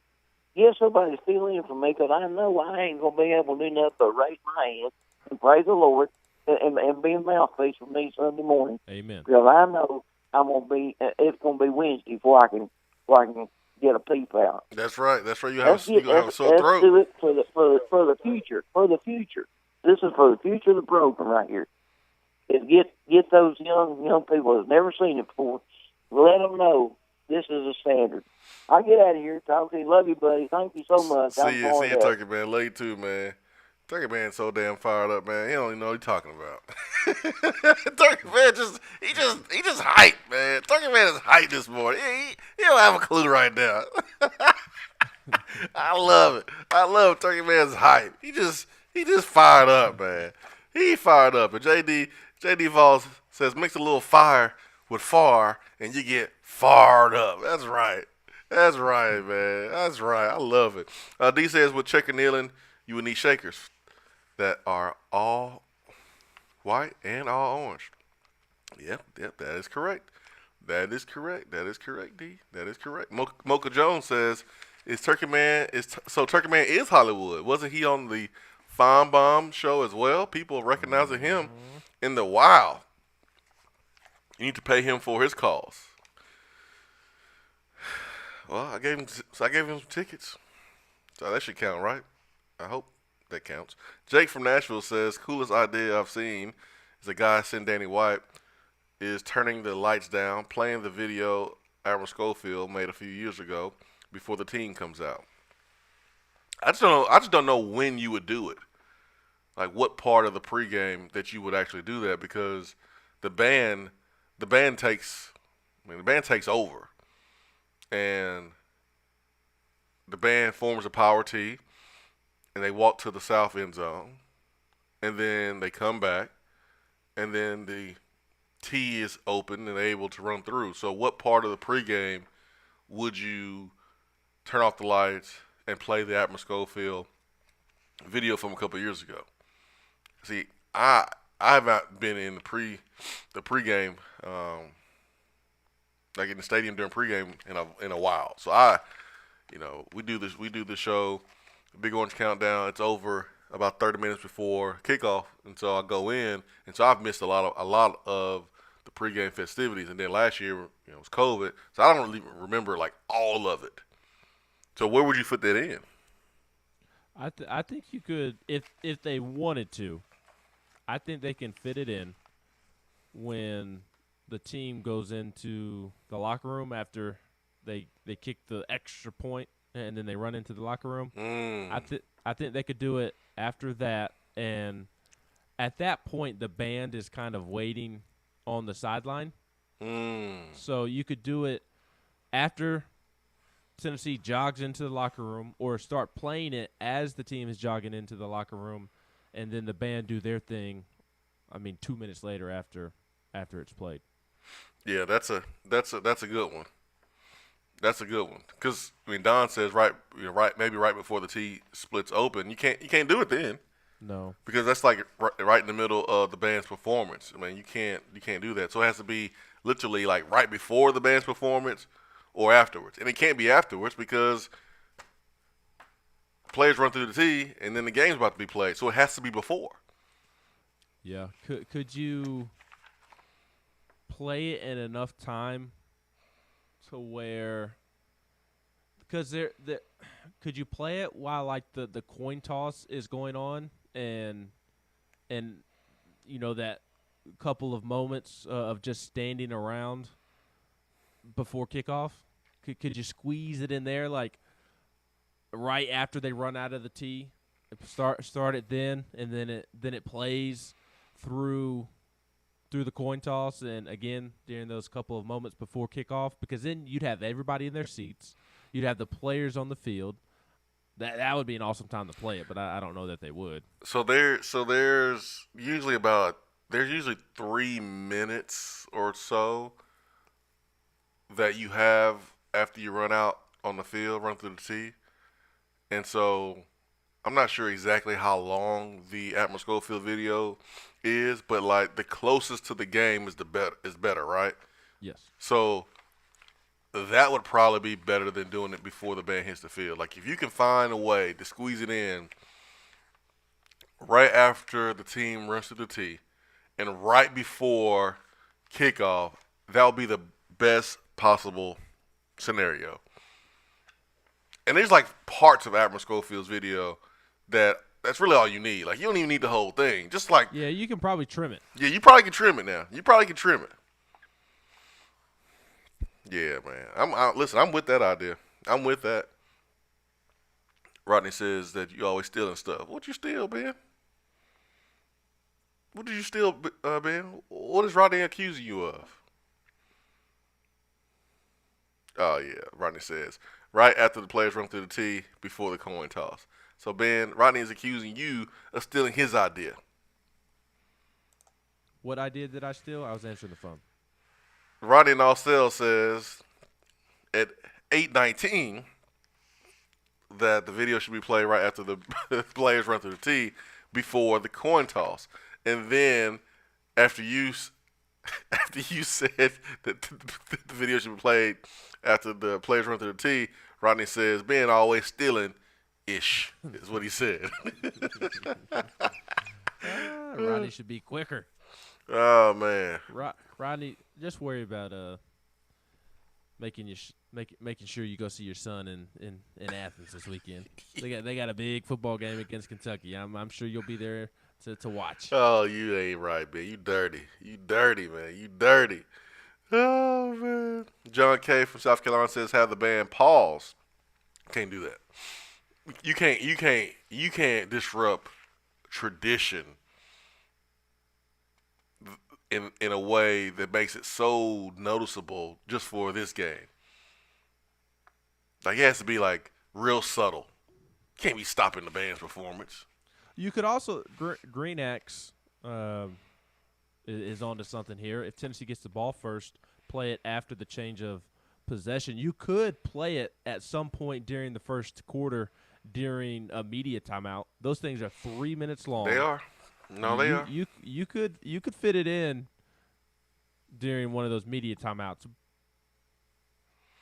No. I mean, I think before Ole Miss's first possession. So, like, yes, that would be phenomenal. So, like, if Tennessee got the ball first, which I would want, Tennessee had the ball first, I would want to defer and, get the ball in the second half. But, like, if Tennessee got the ball first, we'll go down and we score and go for two, make it 8-0. And then right before Ole Miss's first possession on offense, then you play that video. Ooh, woo. Man, Turkey Man would be really fired up, wouldn't he? Oh, yeah. At some point during the first half, Tennessee is going to get fired up in another way. What do you mean? Tony Vitello and the baseball team is supposed to be honored. Oh, yeah, people going to be fired up. Mm-hmm. Fired up. So, yeah, I think the Admiral Schofield video certainly deserves a place inside Neyland Stadium on Saturday, but at the same time, there is a schedule that the band plays to, and it's tight. Like, it's a tight schedule. And they won't adjust. Yeah, and you don't want to ask them to do any adjusting either. They've been doing the same schedule for years and years and years. Like, I'm sorry. I know it's Ole Miss and Lane Kiffin and night game and Checker Neyland, and we're feeling good right now, but you don't adjust that schedule for nobody. I'm sorry. So you can find other ways to throw in that Admiral Schofield video. There's so many different places you can put that, and some great ideas from people here in the text box. Yeah, I don't even think getting the band to start 2 minutes sooner is an option either. I just think you either play it after the band, after you run through the power tee, or the first TV timeout. First TV timeout might be the best play because those things are long, Ben. You are right. Those things are long. Let's get to Rusty on the Irish Networks hotline. Rusty, good morning. Good morning, guys. I am fired up. Me too, man. I'm fired up too. How about you, Ben? Yeah. Ben, you fired up? I'm fired up. Yes. Hey, I think the best thing is what Ben said, because I don't know if you can do it after we run through the tee and during the coin toss and while the guys are, the quarterback, Hendon's on the sideline throwing with the receiver throwing about 20-yard passes, getting right before. I don't think you can do it right then, but I think Ben's right that as soon as we hit the field goal and our guys start jogging to the locker room, the band plays for 6 minutes, 5 minutes, doing the marching and up and down and getting doing the power tee and all that. I think right when they're on the sideline, right before they take the field, as soon as the guys are off, hit it then, because that's really, really close to kickoff. It should be pretty packed by then, and that's a great time to have. And like you said, just condense it down to like 30 seconds of that Admiral video, and just take the highlights of it, and do it right then, and then the band start playing, and that crowd should be electric. It's going to be electric no matter what, but yep. I think that's the way to do it. Yep. These guys are so great at doing what they do. They'll find a way. If Admiral Schofield's video is, something they really want to play and seriously think that could add value to this atmosphere, they'll find a way to throw it in there, man. They are great at what they do. For sure. Guys, would y'all would anybody be totally would it be really horrible if instead of shakers we did towels? I know Ben's gonna love that with the terrible towel connection. But for me, a Tennessee towel would be great. Oh, my pants are off now. Oh my gosh, dude. Oh, good Lord, have mercy. I'm sorry, Swain. I didn't mean to make that happen. Put a trash bag down or something, man. Don't be trash bag. I don't want my butt cheeks touching a trash bag. I don't want your butt cheeks. Like it would be the first time. I don't want your butt cheeks touching my table and chairs. My butt cheeks have never touched a garbage bag. You know how uncomfortable that Don't lie. would feel? Oh, you ain't got to lie, Craig. Now, look, when the Steelers were playing this past week and I was sitting on my couch butt naked, but you don't have a towel in here I could use, Swain, or something? No, man. You get a clean trash bag so that way we can simply throw it straight in the trash can when you're done. You don't want my cheeks touching your towel? No. One of my favorite moments in Tennessee football history was when the baddest man on the planet was out in 1998. We're at Auburn, and the baddest man on the planet's not able to play that day. And I see him on the sideline, and he is, he's got his jersey on. He can't get on the field that week, and he's got a towel over his head, and he's whipping that towel and getting the guys into a frenzy. And I was thinking, man, I'd love to see the whole crowd just cranking towels. Maybe everybody in orange with white towels, and it would just pop. And I'm not a fan of shakers. That's just I know I'm a fuddy-duddy when it comes to that, but I'm not a fan of them. I just think it's a cool scene, like when CBS. I always think of them on the SEC game on CBS, the primetime game of the week, and it cuts to a student section, and they all have shakers, and it's jam-packed, and everybody's shaking their shaker. I think it's a cool scene. We know you prefer towels. I don't think of shakers. Yep, we do. I see pom poms when I see shakers. Yeah, we know Ben prefers towels. Yeah, I mean it's worked for the Steelers, so maybe Tennessee should adopt it. Yeah, the Minnesota Twins.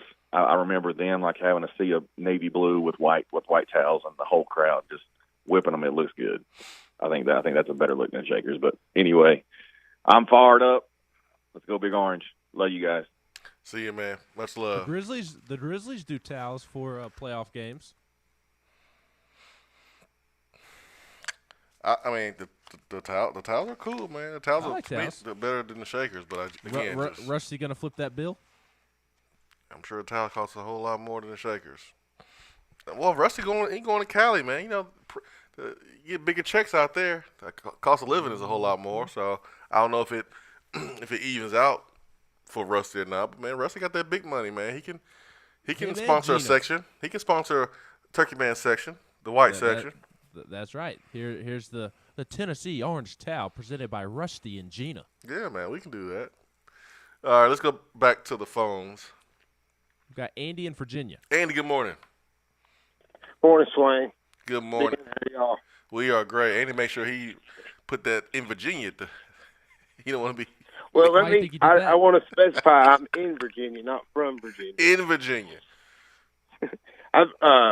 We actually got to meet you Saturday at Dead End, Swain, after the game. Yes, sir. I remember, man. I remember. Yeah. That was pretty cool.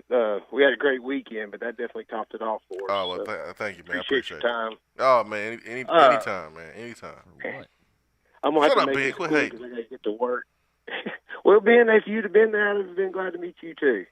But the only thing I say about the Schofield video is you make sure Jeremy Banks is inside the locker room when they play it, because that boy will hurt somebody. Yeah, he gonna get himself dismissed from the game, man. If he sees that video, he'll get targeted on the first play.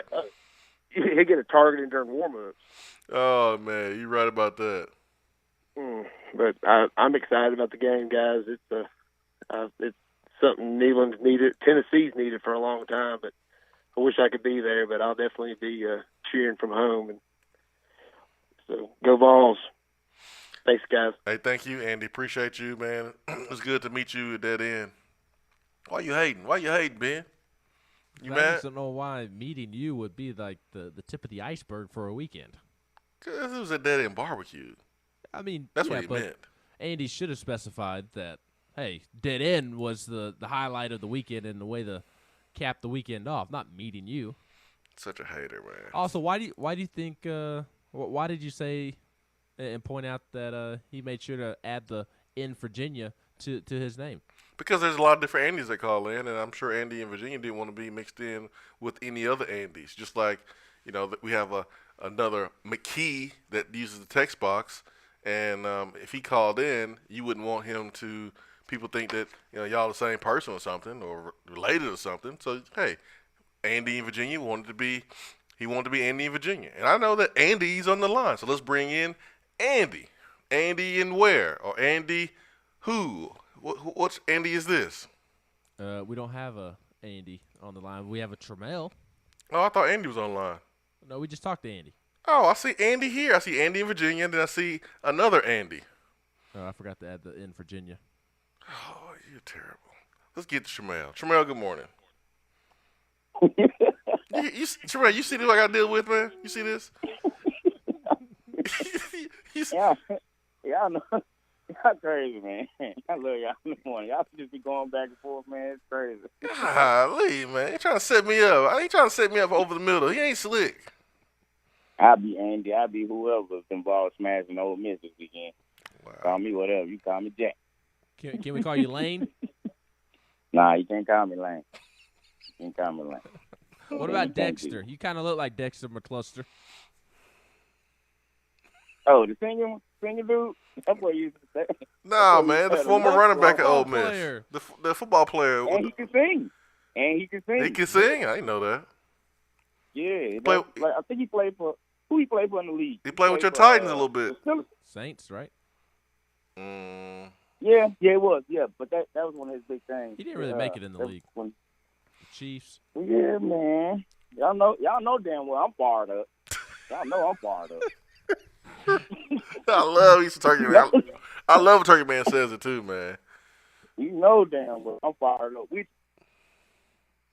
I wish I could be there, boy. Hey man, I think old Lang gonna get that lemon booty, man. I was saying a couple weeks ago, man, that I thought he'd be pressing in this game. I think even more now with everything that's going on and how big it is. I think he's gonna want it as bad. Maybe not as bad as the Alabama game, but close to it, man. Close to it. He's going to be pressing in that game, especially if we get up on him, or even if it's a close game. And I like one of the other callers said, I've always said this since Josh has got here. He's so even killed, man. Like, he's joking with the reporters. Even when, Joe Milton was overthrowing, the players, he had jokes for him, you know what I'm saying? And, what was the one? He was like, what about somebody asked him about overthrowing. He said, oh, you noticed that too? You know what I'm saying? Like, just that, how calm he is, man, like, in the storm. I think we got everything in our favor. We got a coach that's calm, that's seemed cohesive, done won him a national championship. No, I'm just kidding.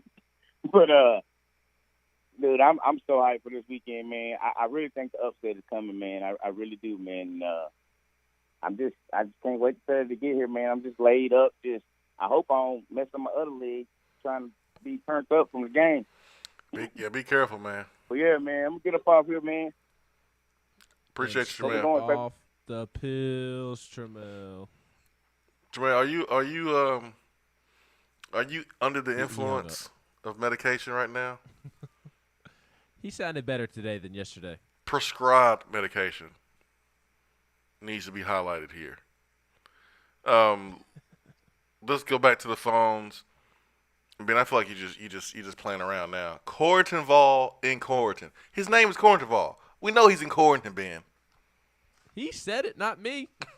Corrington Vol in Corrington. Good morning. Oh, God. Y'all play too much. I'm actually not in Corrington right now. I'm actually on the road working. Thank you, sir. Hey. You must be on West End with Volstorm. I ain't going to touch that. Good morning, Corrington Vol. Hey, just stay focused. Don't let Ben knock you off focus. Good morning, man. my friend. Good morning. Golly, I ain't gonna get started on Mr. McKee. So I'm fired up myself. I have to say that. I am fired up. I'm turned already. It's only Thursday, but oh god. So I got a problem here, and I need some insider advice, marital thing. Oh. Uh-oh. So Saturday, right? Okay. Game's at 7:30, correct? Correct. Yeah, last time I checked. Let me see. Let me make sure, double check. Game 7, October 16, 2021, 7 p.m. East. Yep, 7. 7. 7:30. 7:30, yep. Now, I love my wife. I love my little girl. But somebody didn't check with me before purchasing tickets to go to Boo at the Zoo. What? Oh, man. Boo at the Zoo? Boo at the Zoo. Oh, man. So what I'm asking you is, do I divorce her now, or no? I'm just playing. I'm tickled to take my little girl because she will have fun. She's only 7 months old, but man, I hope I don't miss the kickoff. I'm gonna be so upset. Cortival, I got the advice for you. How old is your kid? 7 months old. 7 months old. What? Oh, That kid ain't gonna remember Boo at the Zoo. Exactly, Ben.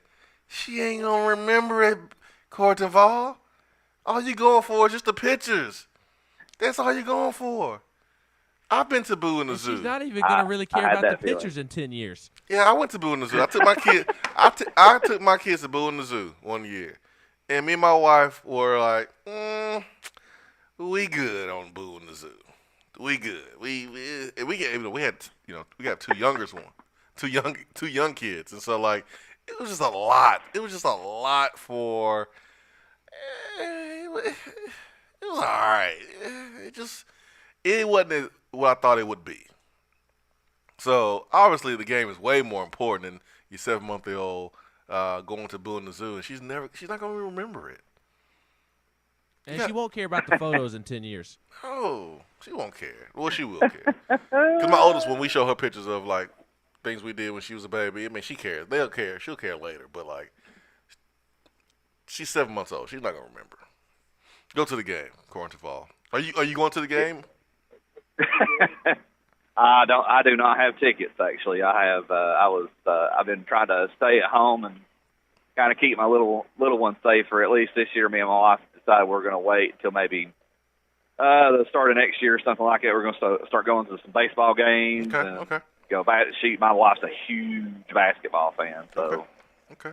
things like that. But it's one of those, you got to choose responsibility over what you love, and as much as I hate to say it, I have to do what I got to do. But yeah, I'm like, man, you ought to seen just the face I made when she said, "Oh yeah, I got tickets for this."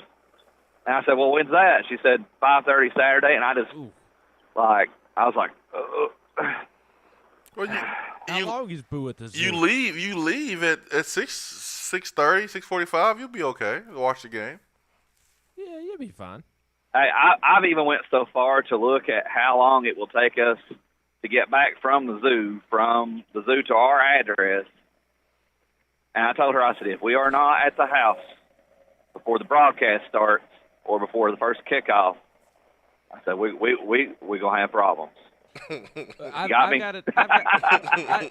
got an idea for you, Cortival. I'm assuming you have the ability to record things. I do. All right, record the game. Ain't the same. It's not, but it's better than nothing. Record the game, and it sounds like if you do miss the start of kickoff, you're only going to miss it by a couple of minutes. It sounds like you won't miss very much. So record the game at 7:30. Don't look at your phone until you get caught up, and then you get to fast forward through a commercial or two. That's good advice. That is good advice. So maybe I won't have to get rid of her after all. Yeah. I appreciate it. See you, man. See you. Swain, I'm stunned that a 45-year-old man did not enjoy Boo at the Zoo. I'm 37, by the way. I mean, it was okay. But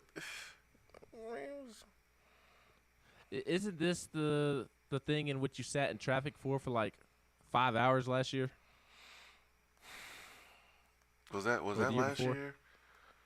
I sat in traffic something for a at the long zoo in time. which you Yeah, sat in traffic. Yeah, it was a long time. Yeah, it was a long time. To me, it wasn't worth it. Like going to the zoo, like on a normal day, is worth it. But mixing in Halloween and the zoo trip and giving us boo at the zoo, nah, I'm good on that. I'm good on that. Now speaking of boo, how about Spencer Rattler, man, Oklahoma?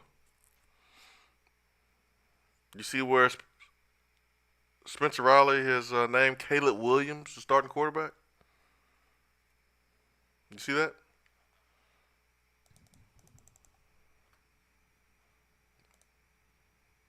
That could be a problem there, Ben. What's that? I was answering the phone. Spencer Rattler, who was the Oklahoma starting quarterback, has been replaced by Caleb Williams. Officially? Or are you referencing the the student journalist report that got all media shut down this week? Oh, what about Spencer being in the transfer portal? Oh, so he's in the transfer portal? Oh boy. Yes. Hold on. Let me stop. You're talking about the student newspaper that watched practice and saw Caleb Williams getting first team reps. Yes. Okay. And wrote a story on it and got comments from Spencer's dad. And Lincoln Riley then proceeded to cancel all media availabilities for the rest of the week. Oh boy. And I'll go ahead and put this out there now. If and when Spencer Rattler enters the transfer portal, my answer is no. No, I do not want Spencer Rattler at Tennessee. No. I'm good. I'm good too. That kid has had an attitude problem since high school. You could see it on that stupid TV show he was on. I'm good. Yeah. He got an attitude problem. He's overrated. I'm good. Yeah. Dad says for right now he's focused on working for this team. We'll see what happens after January 10th. Mike Rattler said hopefully he'll be playing in the national championship on January the 10th, and then after that we'll evaluate where he is as far as if any teams are interested in him in the NFL. We'll consider that. Okay. Wow. At one point, man, he was one of the most popular quarterbacks in the country in terms of NIL deals, and now he's not even the best quarterback on his team. And what is he going to do? He can't go straight to the league and leave, so he has to go somewhere else to prove that he is good enough to play at the next level. So looks like Spencer's going to be at LSU next year with the new coach. He's going to be somewhere. I'm pretty sure he will be. He'll be in the I SEC. hope it won't be in Knoxville. No, I'm good, man. Give me Hendon Hooker all day. I'm good. What about after Joe Milton and Harrison Bailey transfer?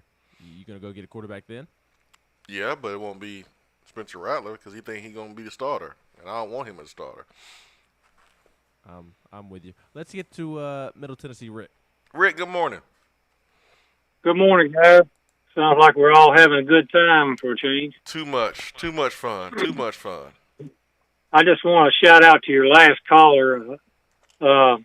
I'm still getting reminded of things over 30 years ago that I did while we were dating and right after we got married, pertaining to Vol football games. So all he's doing is making memories. That's it. It's all good. I still get that brought up occasionally. Well, I know you used to do this, so it's all good. I'm getting excited for this game too. I know I'm not going to get to go this week, although I did get to go last week. And the other day when I called in, you guys were having technical problems, and my comment on how nice you guys were to talk to me and my son never got on air, I don't think. And I just want to let everybody know that anytime I get a chance to meet you guys are real gracious in hosting and talking to anybody. Oh, for sure, Rick. I appreciate you saying that, man. Thank you for, just coming over and hanging out with us. Yeah, it was neat to do that. Like I said, I watch you guys all the time. So anyway, I'm feeling good about this game. I guess we all are at this point, and hopefully we feel the same at the end of the game. I think it'll be a good ball game to watch for sure. I think it will be too. It's gonna be fantastic. I hope our defense can make enough stops. I know they're better than Ole Miss's defense. We just got to be 1 point better. That's all we got to be. That's it, Rick. That's it. All right, you guys have a great day. I appreciate you letting me talk to you again. Hey, thank you, Rick. Thank you so much for your phone call. Just 1% better and 1 point better. Right, Ben? That's right. I'll take a 3-2 win. All day long. All day long. Let's get to DR Vol. DR Vol, good morning. Did Spencer Rattler's dad said that after the national championship? Yeah, according to this OUDaily.com. I thought he played for Oklahoma. Yeah. Yep, he does play for Oklahoma. I don't know why he thinks they're going to play in the national championship, because that's not going to happen. But, hey, he's supposed to think that. He's the father of a quarterback at a Power 5 school and one of the best programs in the country, Oklahoma. He's supposed to say that, DR Vol. We know it ain't happening. Do you think maybe that's his way of saying his final two is Georgia or Alabama? I could see him coming to the SEC, and I don't see him going to Alabama because there's no way he can handle Nick Saban. Now, I think Dad can finesse Kirby Smart, and Kirby Smart could finesse them, because that's how he was able to go out and get some of the players that he's gotten, and why those players have turned around and transferred. And I think Spencer Rattler would mesh with Kirby in Georgia, but Nick ain't playing that. No. Yeah, Nick ain't playing that. 2 callers ago, he talked about, what is that boo at the zoo? Is that where the animals dress up or something? No, man, you won't be dressing up tigers, DR Vol. But I don't know. DR Vol is the Tiger King. He and Buck Nasty from over there in West Tennessee. I'm sure they could. No, man, it's so they have all like these different stations and stuff at the zoo, and the kids dress up obviously in their Halloween costumes, and you pass out candy, and you can see the animals, but the traffic is absolutely terrible. But it's good. It's a good experience for the first time. It's a good one-time experience. You think he's going to be dressed up as the Crying Jordan meme? Yeah. The meme that never gets old. Yeah, amen to that. I mean, little words of wisdom from me to him. It's 2021. You got a built-in excuse. Just wake up that morning and you get ready to eat your Cheerios. Sweetie, I can't taste my Cheerios. Oh, man. Well, man. And then you watch the ball game. I mean, I guess you could do that, but courts of all better be careful now, because she gonna put that in her back pocket list, and he gonna be in trouble when he wants to go out with the fellas, or he wants to go to the game. She gonna pull the same stunt. Baby, I can't taste my Cheerios. So you gotta be careful with that. You gotta be careful, DR Vol. It depends on how much you want to see this game, I guess, Swain. I guess so. Well, honestly, that's all I got, guys. I'm just fired up, focused, and prepared. I'm ready for this ball game. I can't believe we got 2 more freaking days. Oh, Swain, Saturday, you gonna pay for our lunch at Dead End? Sure. Okay. What time y'all going? I'll get your water and make sure you have a seat at the table. How about that? Yeah, what time y'all going? 11. My schedule. See, what happened was, if y'all go a little bit later, I might be able to join y'all. All right, we won't be going a little later then. Well, forget you, Ben. Get out of here, DR Vol. Y'all stink. Enjoy your date. See you guys. Enjoy your date at Dead End, DR Von Ben. Enjoy your date. Who's next? Anybody else next? I texted it to you. Golly. Josh from Little Rock on I-40 going to Memphis. Yes. Is the name. Josh from Little Rock on I-40 going to Memphis. Good morning. Y'all nailed it. That was perfect. Thanks, man. How Thank you, you guys Josh. doing? Appreciate you, man. Called in. No, man. Thank you guys for having me on. Hey, so one thing Turkey Man said, it just had me reminiscing a little bit. But this game is extremely important, and I just want to, bring that point back up, and that is that we're putting on a show for the future of Tennessee football. These recruits that have seen us kind of down and out the last several years and haven't really experienced Neyland Stadium, the Coliseum, and all of its glory, are going to be able to see that, this weekend. And that got me thinking to how I became a Tennessee fan. I was born and raised in Arkansas, and everybody that asks me why the heck I'm a Tennessee fan in Arkansas, because, the red blood runs deep for the Hogs here in the state of Arkansas. So they always ask me, why are you a Tennessee fan? And my dad grew up cheering for the Vols in the 90s, and he had me at a young age, so it rubbed off. And my first game I ever went to in Neyland Stadium, again, born and raised a Hog fan, went to all the Little Rock War Memorial games, the Fayetteville games.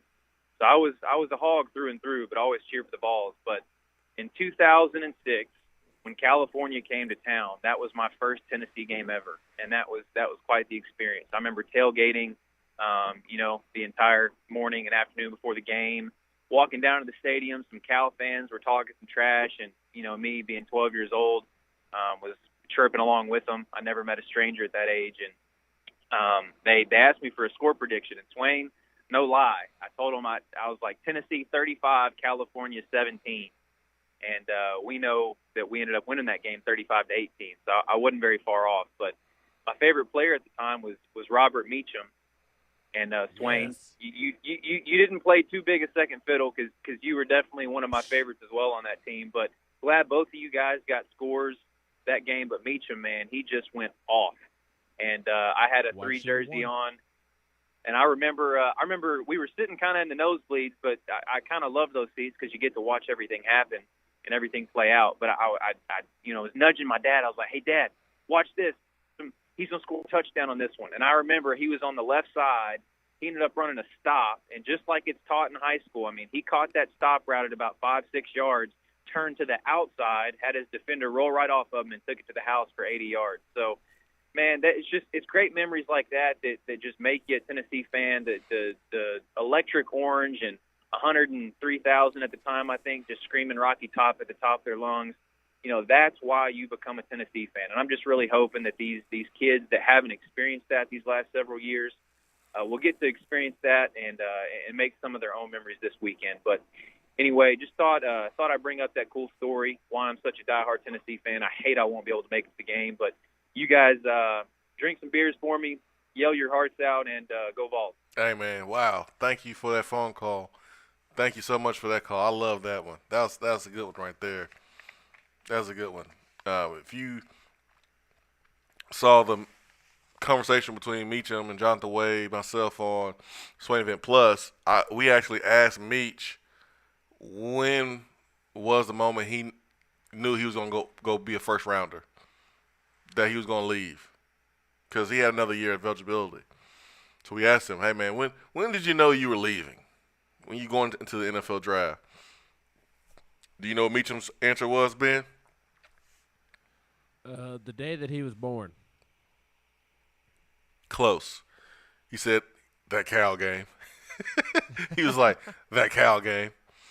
I knew I was leaving after that Cal game.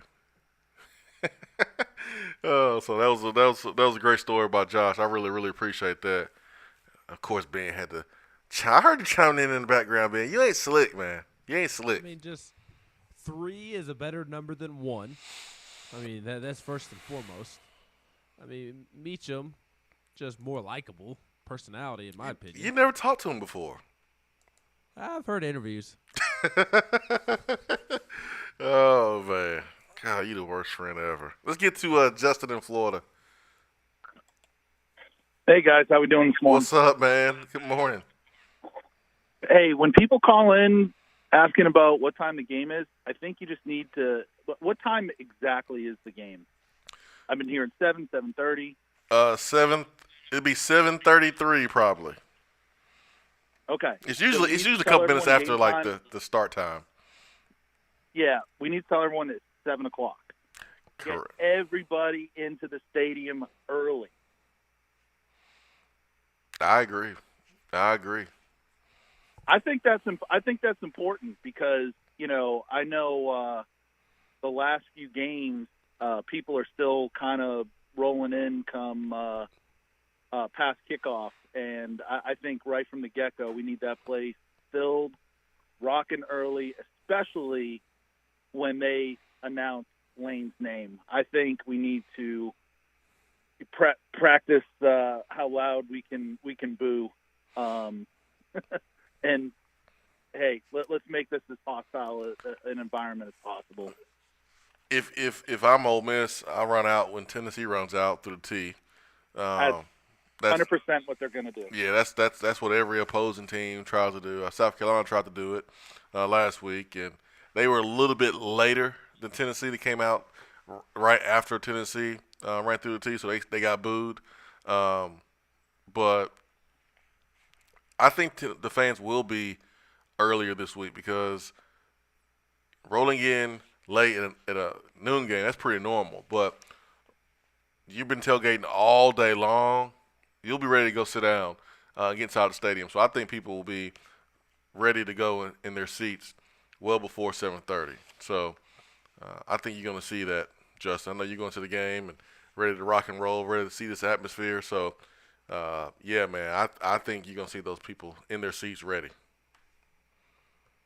Well, hopefully we have a good game, stick to the game plan, keep the emotions in check. Mm-hmm. Jeremy Banks. I wasn't going to mention a name. He'll but get benched.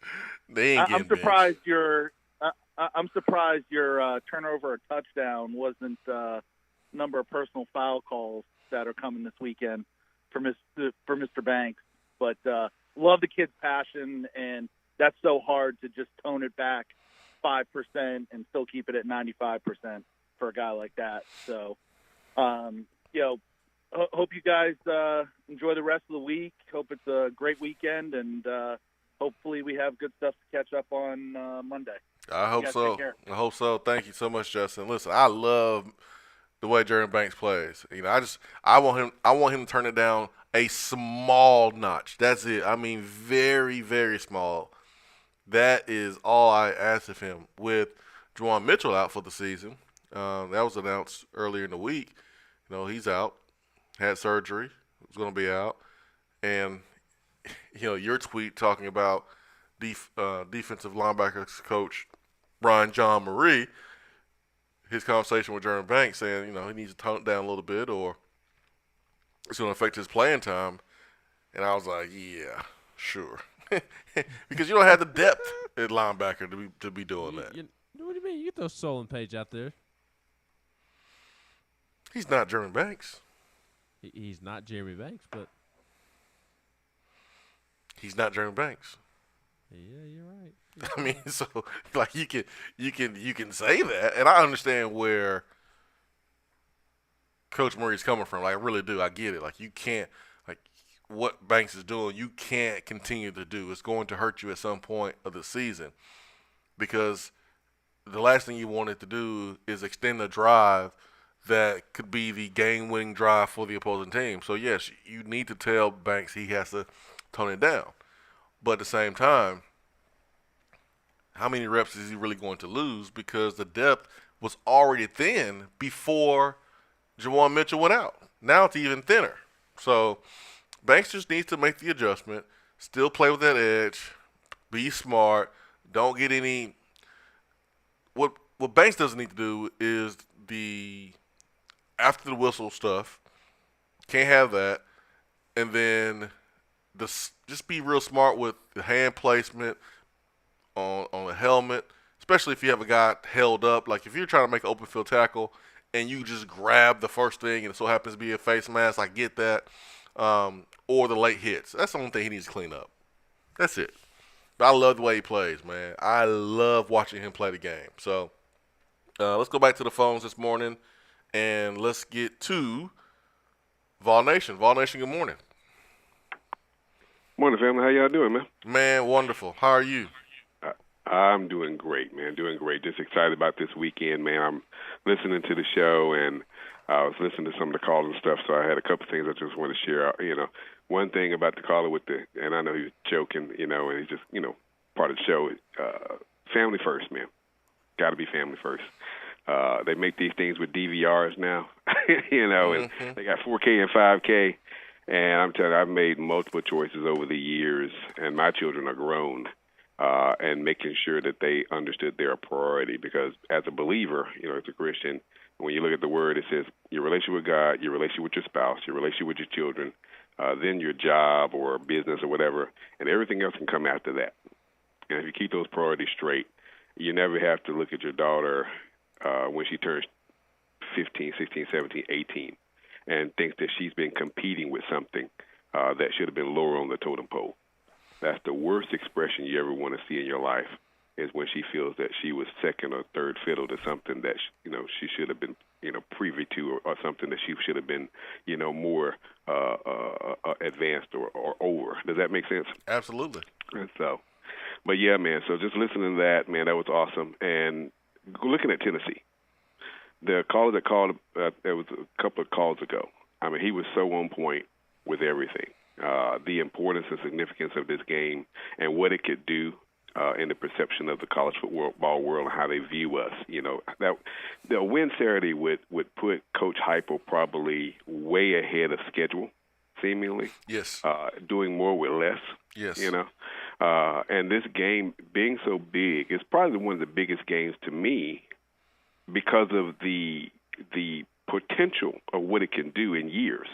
A win Saturday could shift the perception of the national media and the recruits, like he was saying, and as far as how they view us, how they see us, and where we are, and regardless of the, what people are saying out there pertaining to the sanctions, people say something's happening here, and people want to be a part of that, and so literally and figuratively, it could turn the corner, or we could turn the corner on a decade of dysfunction and walk into the year of the volunteer.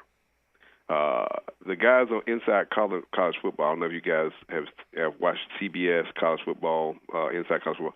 They've got a program, and they got about 3 or 4 guys. I can't remember all their names.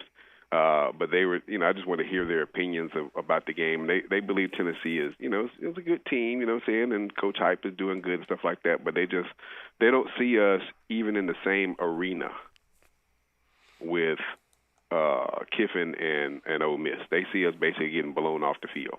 Okay. And I said, okay. And that's their perception. Yeah. And it's okay. You know what I'm saying? And this is an opportunity for us to prove the college football wrong. I like what Ben was saying earlier. I hope everybody, says, hey, we're going to lose. We're going to lose. Nobody be on our side.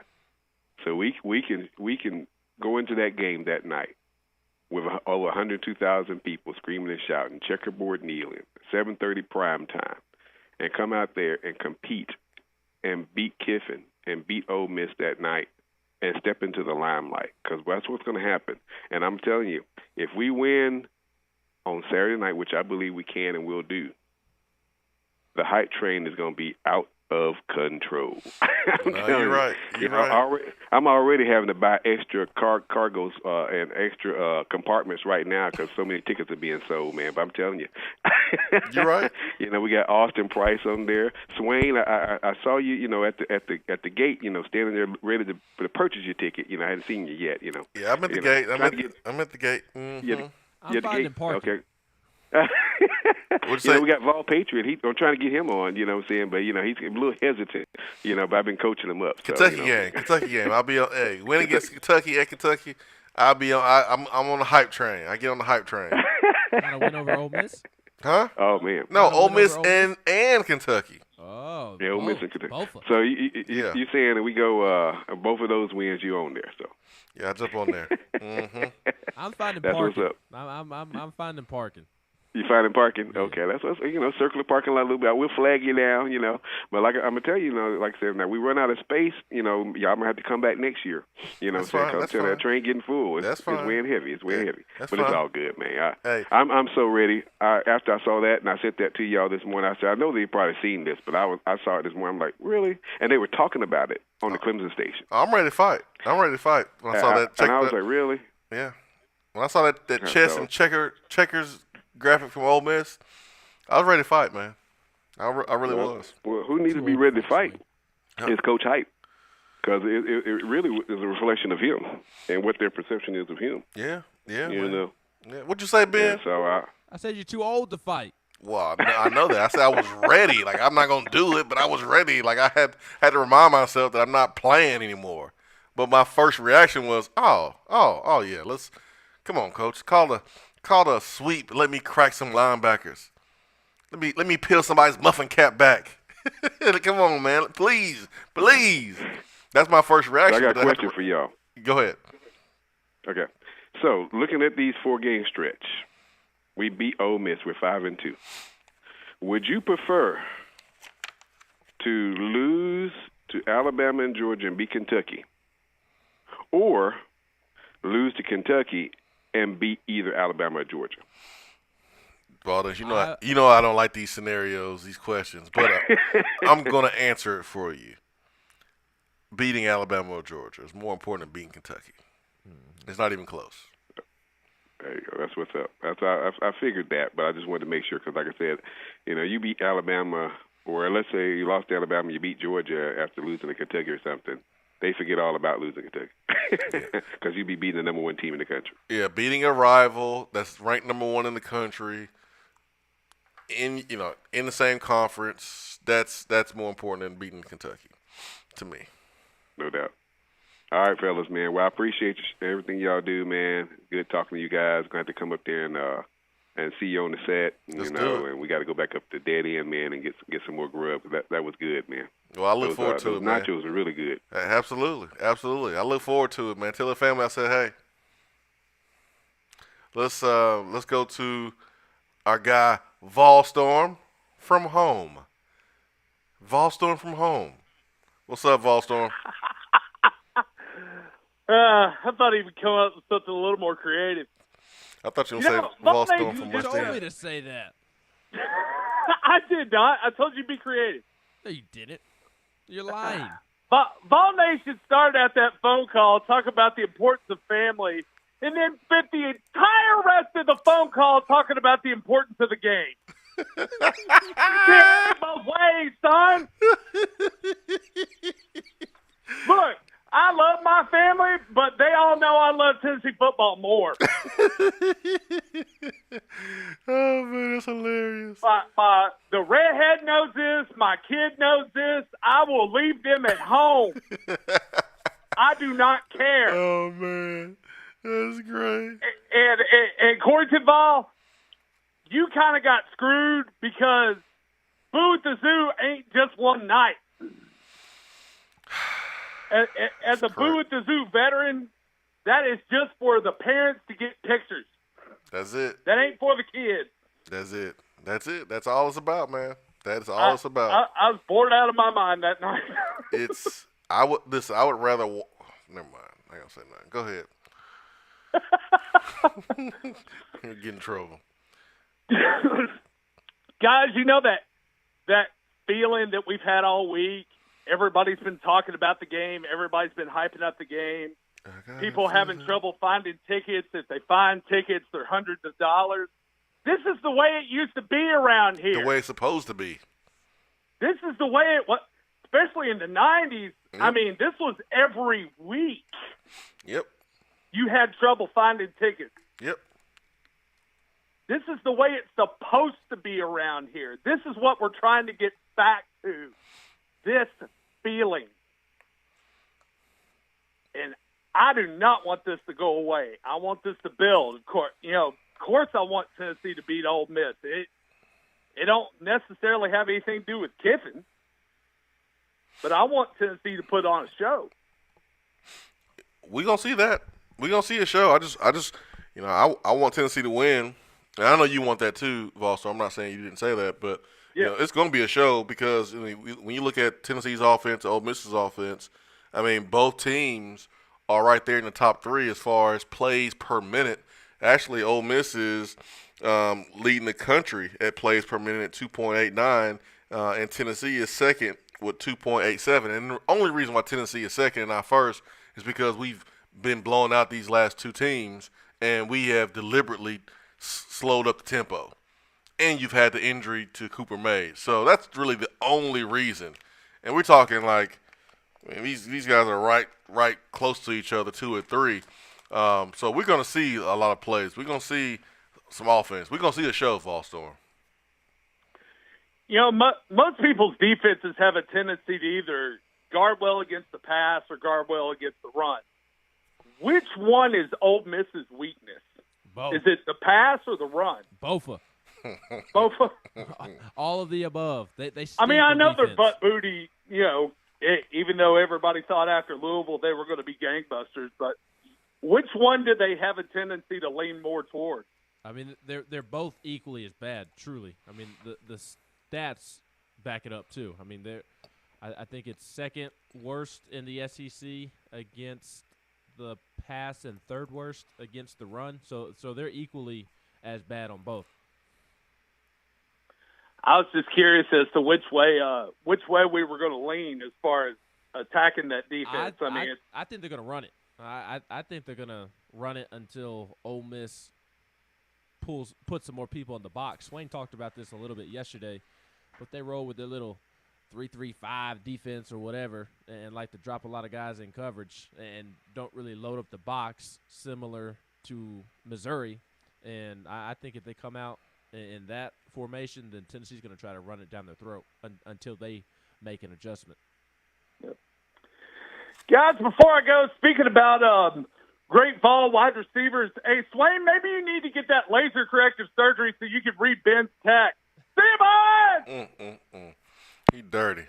You are dirty. You dirty dog, you. I got 20/20 vision. Which is why I didn't drop passes. Punk. Let's get to Kenny. Let's get to Kenny and then Buck Nasty. Kenny, good morning.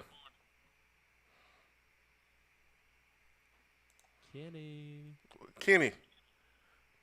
Where's Kenny? He said he's in Y'all don't hear me? Oh, there you go, Kenny. Good morning, Kenny. Hey, listen. What's up? Hey, listen, Vol Storm. Dude, the first round of Bruiser on me, man. That dude is a beast, man. I love that guy.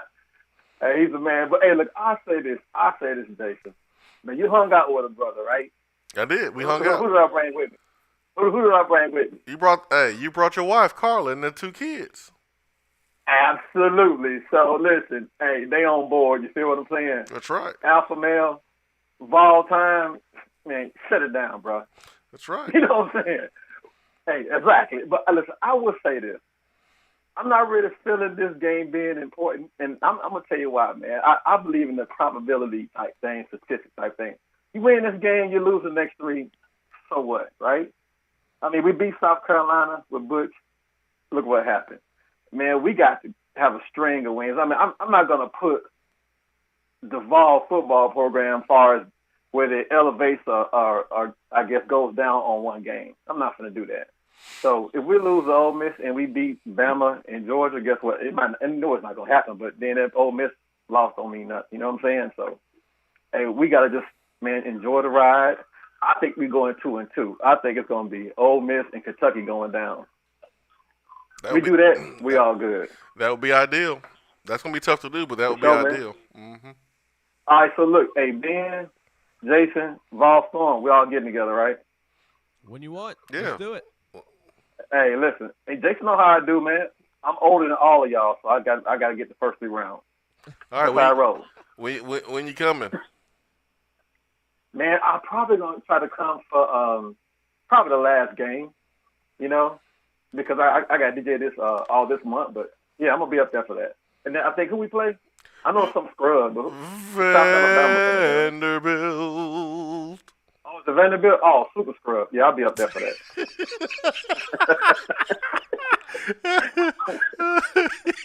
Super scrub.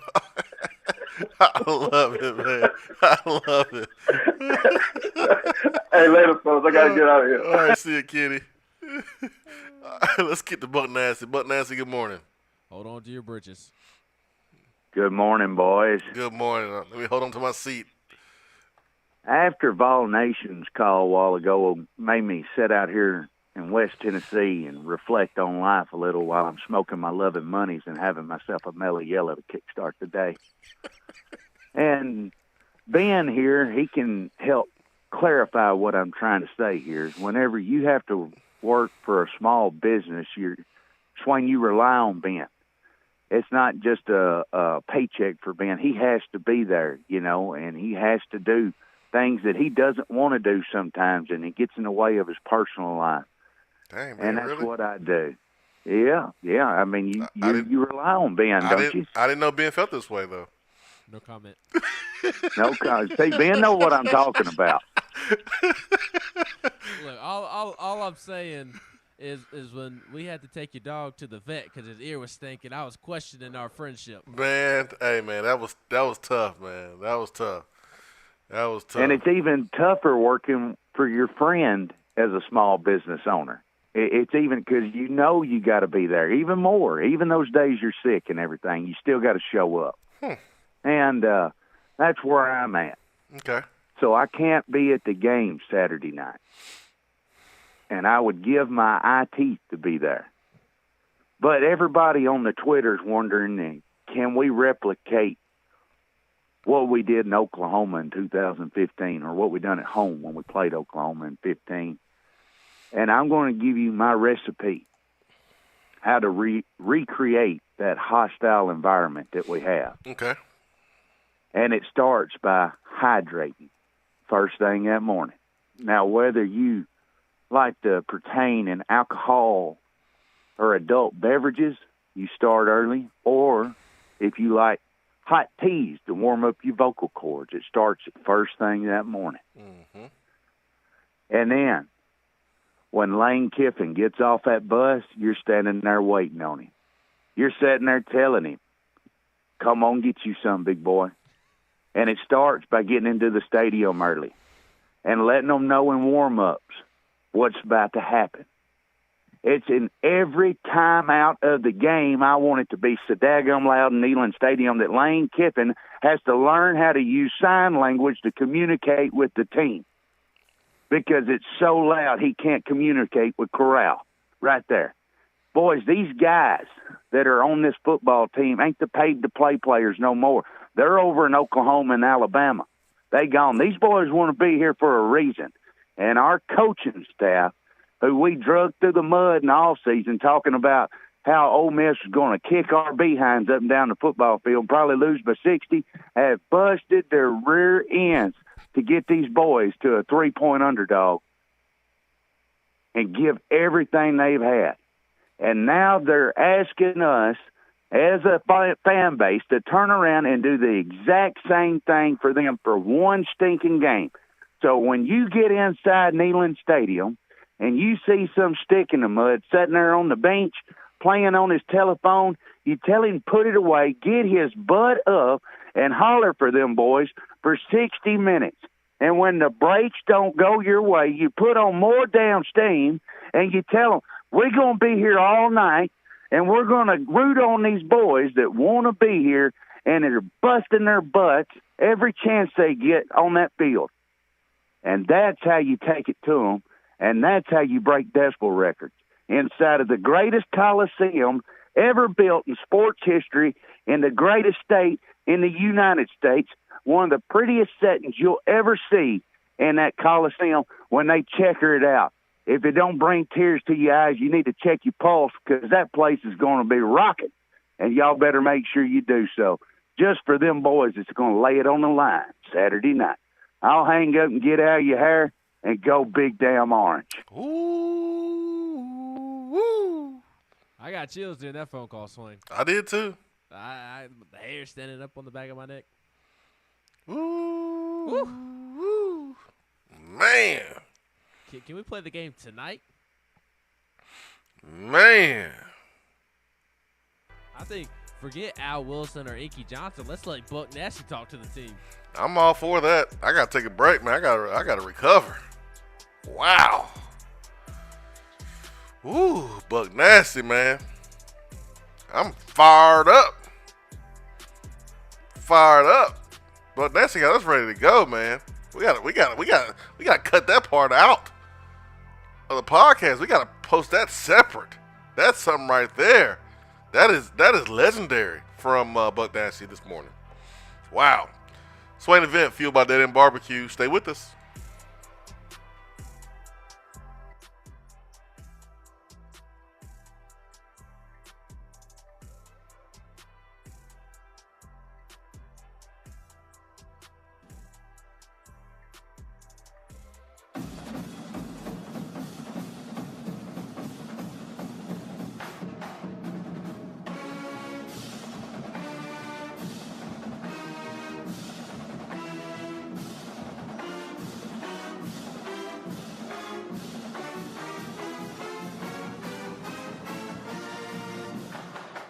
Hour 3 of the Swain Event is brought to you by the Low T Center and lowtcenter.com.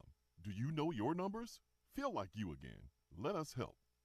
Guys, your health right now is more important than ever. I recommend Low T Center. That's where I get my levels checked. It all starts with the annual wellness exam, where they do a comprehensive health assessment exclusively for men, making it quick and easy to take care of your health. And now they offer monitored self-inject at-home testosterone treatment. Most insurance is accepted. Go to lowtcenter.com now to book your appointment and make your health a priority. Low T Center, reinventing men's healthcare.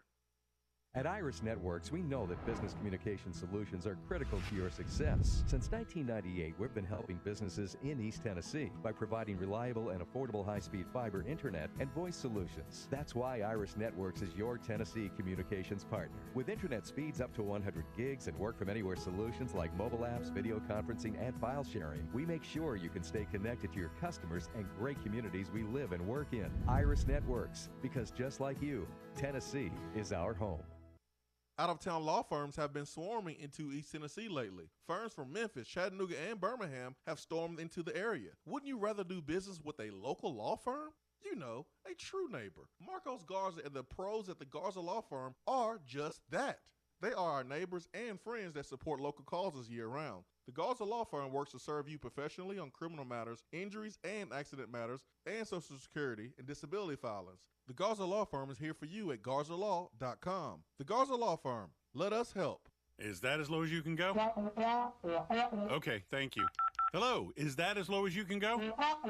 Okay, thank you. What are you doing? Calling around to get the best rate on a car loan. Why? Everyone knows Alcoa 10 is the best choice to purchase a vehicle or refinance your current loan. And with low interest rates and 90 days to your first payment, it's a no-brainer. You can even apply online and sign all the documents from the convenience of your home. Yeah, I don't know what I was thinking. Alcoa 10 Credit Union. It's so easy. Go to atfcu.com for details. Rates are dependent on credit score and equal housing lender.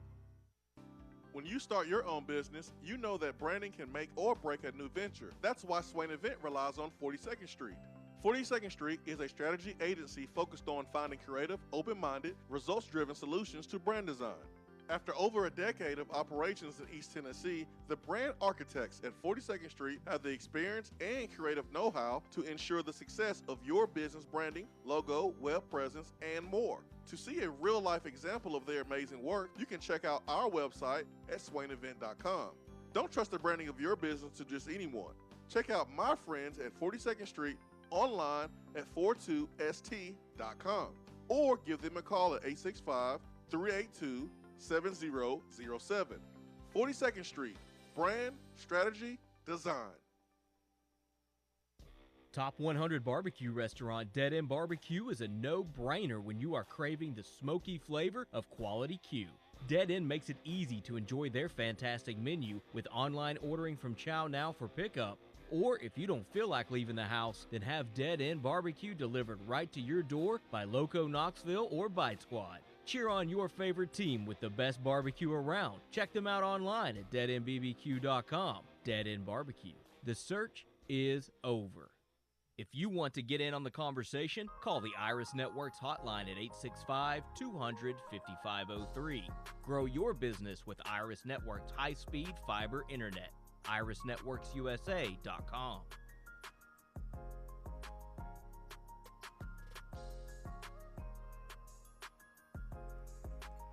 Swain Event, SwainEvent.com, fueled by Dead End Barbecue, top 100 barbecue restaurant in America. Ben McKee, Jason Swain, live here on a beautiful Thursday, October the 14th.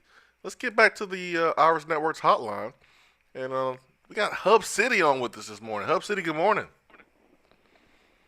Morning, guys. It's good to hear from you, Hub City. Missed you, man.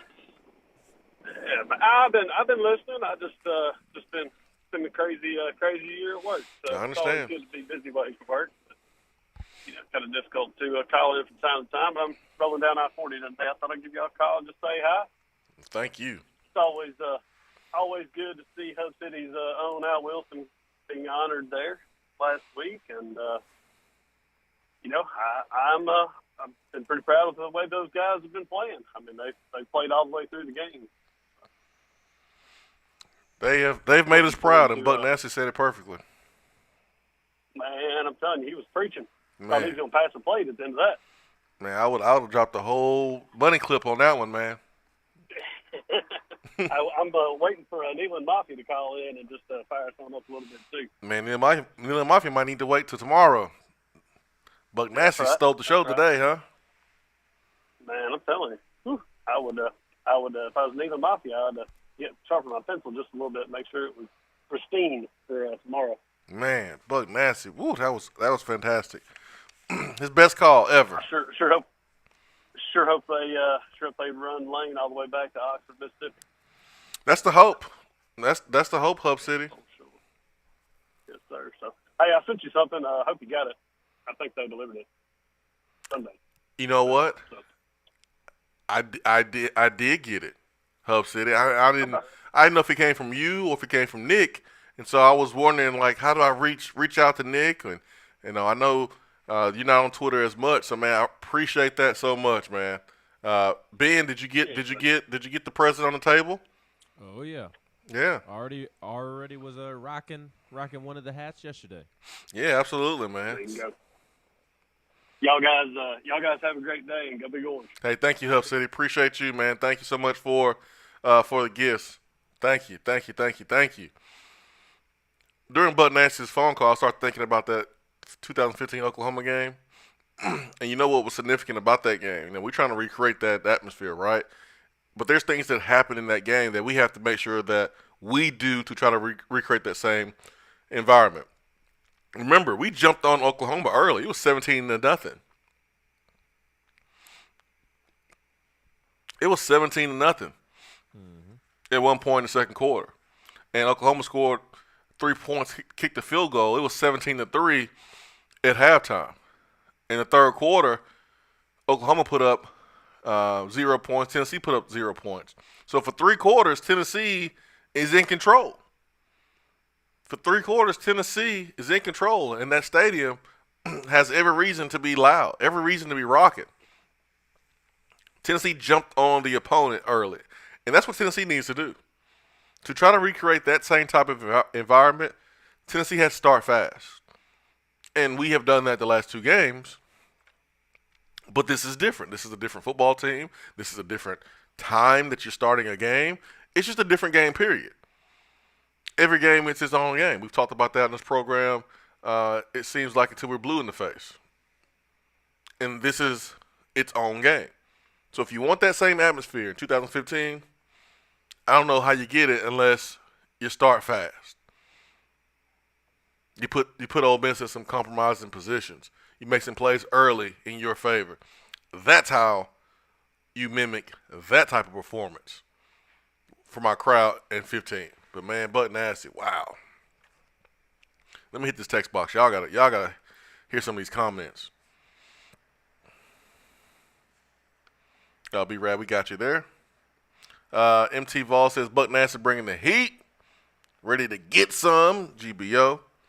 Devin and Bama says, I say play the Buck Nasty's call before kickoff. He got me fired up. Goosebumps, go Big Orange. Waltman says Buck Nasty brought a legendary call to Vol Nation. QC Rodney says, man, we need to say some of some of this juice for Fired Up Friday. Tomorrow needs to be Fired Up Friday. You're right. Tramel says, "Go big damn orange," and the crowd says, "Amen." That's Orange Blooded says, "Buck Nasty just held church," and church is capitalized. The other McKee says, "I just ran through a brick wall like the Kool-Aid Man." Evil says, "Dang, what's in that Mountain Dew?" Big Orange Machinist says, "Forget Admiral's speech. They need to play Buck Nasty's speech before the game." Brandon Luckett says, "Buck Nasty has me fired up. Let's play the game now." Where's Lane Kiffin? I'm going to kick his ass. Brandon going to fight Lane Kiffin, man. Brad says, "Buck got me ready to run through a wall."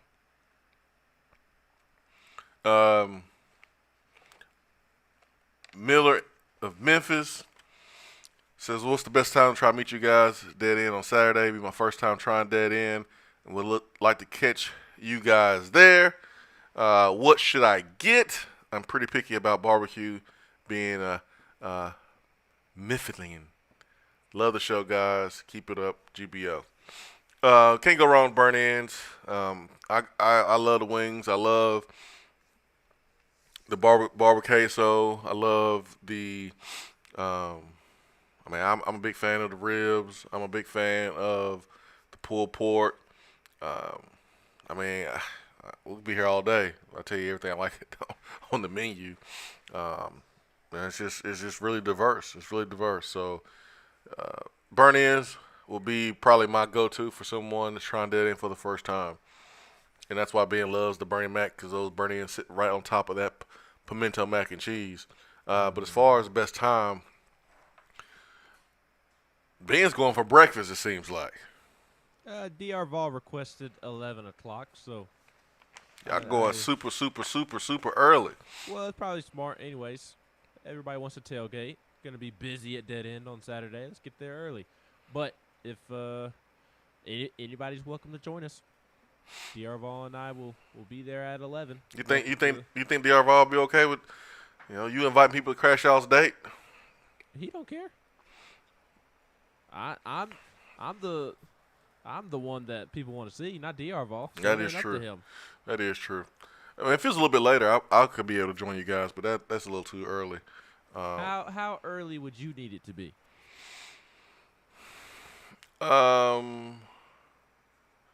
Possibly like 1. Oh, well, ish. Well, I'll coordinate with DR Vol, and we'll see if we can make it happen. Yeah, like Miller, Memphis. If the guys decide to go around 1-ish in that 1 to 2 window right there, then I'll be good.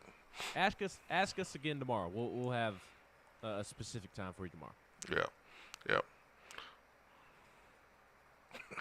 DSG Vol. Vol Storm says, "I don't care what DR Vol wants." That's kind of what I was thinking too. Nobody invited Volstorm though. But he's always invited. Always. No, he's not always invited. He always invites himself. No, he's invited in my book. He shows up at Gus's without an invitation. Always invited. He shows up behind the pregame radio show without anybody asking him to come. Always invited. Clay says, "If you've never been to Dead End, you have to get the Mac Attack. It is superior. Yeah, it is a sandwich. It is pimento mac and cheese on Texas toast with your choice of chicken, brisket, or pork. It is phenomenal. That's what I'll be getting Saturday. Yeah, that's your top 2 right there, Ben. It's either the Mac Attack or it's the Bernie Mac. Mm-hmm. I had the Bernie Mac last time I was in there, and now I'm craving a little Mac Attack. Yeah, with some brisket on there. You can't beat that. Memphis Jake says, "Does selling out this game and maybe a couple more this year slow down the stadium seat reduction?" No, I don't think it does. I don't think it does. And I honestly, I'm for the stadium reduction. I think. How much? What you mean? What number? Yeah, what number would you put it at? I don't know, man. Like, for me, it's not about this magic number that you have to be at. Like, there's only a few stadiums over 100,000 people threshold. And, man, these stadiums were built decades ago. and when that mattered, and it just doesn't matter as much now.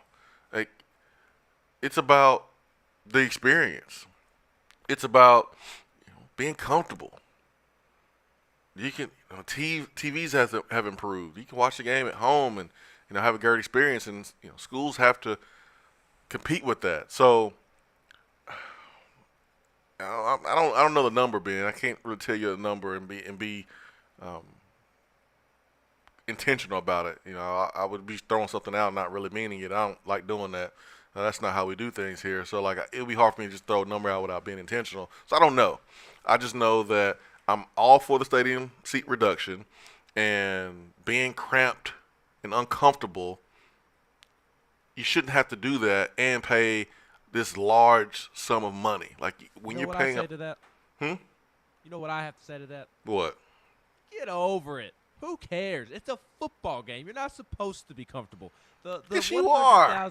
No, the 100,000 people is part of what makes the environment so special. It is part of the experience to sit there with one butt cheek in your seat and be all rubbed up against your neighbor and then enjoying the football game. That's part of what makes it so special.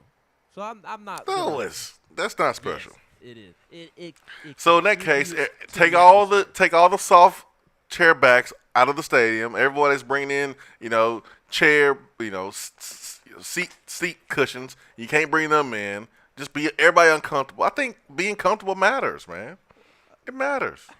It does, but it shouldn't be the primary focus of a football game. You're there for 3 hours to watch a football game, and why can't you bring a seat back? When I used to sit up in the upper deck, I brought a seat back. And I was perfectly fine. You just said it. Who cares about being comfortable? Well, people bring seat backs to try to be comfortable. Yeah, because you can make it more comfortable. I mean, you're still going to be pressed up against somebody. You're sitting on top of each other. Yeah, and if you're standing, there's plenty of room. Listen, I'm not going to be completely against going under 100,000. I get it. I don't think that you're wrong. So what are you saying? Because you got people on the text box saying, "I agree with Ben. 100,000 keeps it unique." Are you on that stance because that's where people think you're going? Yes, that is the stance that I'm on. I'm just saying I'm not complete. It's not black or white for me. I get where you're coming from. I understand. So does it need to be over 100,000?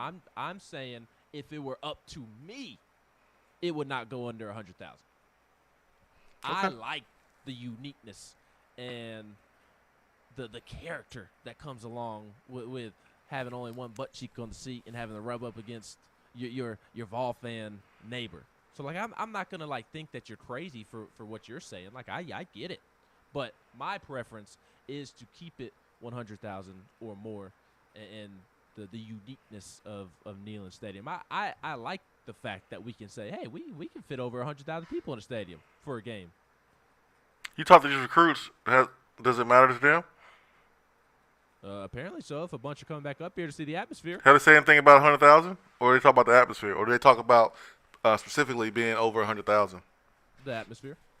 Okay. So 100,000 screaming loud fans is awesome, and we're sitting here talking about 2015 because that was the real last time that we really packed out our stadium and Neyland was at his best, and it's been a long time, and a reason why is because of the on-field product. And so if the on-field product is better, then we can expect more games like the one we possibly can see this weekend, which is what Vol Storm was saying. But as much as we have talked about changing with the times and wearing new jerseys, it's time to change with the times too as far as stadium capacity. Schools around the country, college pro stadiums around the world understand that people are not coming to the game as much. So it's not as important to have 100,000 just to say you have 100,000. What's important is for people to have a good time, have an experience, while at the same time your team winning and putting a good on-the-field product on the field. So for me personally, I don't care if it's 100,000, if it's 95,000. I never once mentioned it in recruiting. It was a non-factor for me. It was a non-factor as a player. It was all about the noise. It's all about the impact. It's all about the experience. And you don't have to have a certain number to get loud. You got to have people in the stadium who are willing to be loud, and a team that's playing on the field that's giving the people a reason to be loud. That's how I look at it. So, how does lowering the attendance help recruiting? How does it help recruiting? Mm-hmm. I didn't say it was going to help recruiting. I'm saying it's going to help the experience of the people who are paying the tickets. So you're able to have, an extra jumbotron in the stadium. Well, to do that, you got to take seats out. Mm-hmm. So the experience at the game is improved because there's one side of the stadium that possibly can't see when the ball is on one side of the football field. So now you're giving those people a chance to have a better experience. So you got to take seats out. Recruits care about on-the-field stuff. They care about the environment, and you don't have to have 100,000 to have a good environment. You got to have the team playing well and the fans yelling. One of my best recruiting trips was at Auburn. My trip to Tennessee was against Kentucky, and it was dead. And it was over 100,000 people at that game. My best trip was when Auburn beat number 1 then-ranked Florida. And it was Steve Spurrier's last season before he went to the league. And it wasn't 100,000 people at that stadium. So the number of the fans in the stadium just doesn't matter when it comes to recruiting. It's about what the fans in that stadium, whether it's 95 or 90 or 100, it's how loud they are. So I don't really care about Penn State and the big house and Texas A&M. Like, it's not doing anything for them in recruiting. It's the on the field product that's doing more for them. That's all I'm saying. But yeah, like I said, I don't disagree with anything you're saying. Like, I feel you.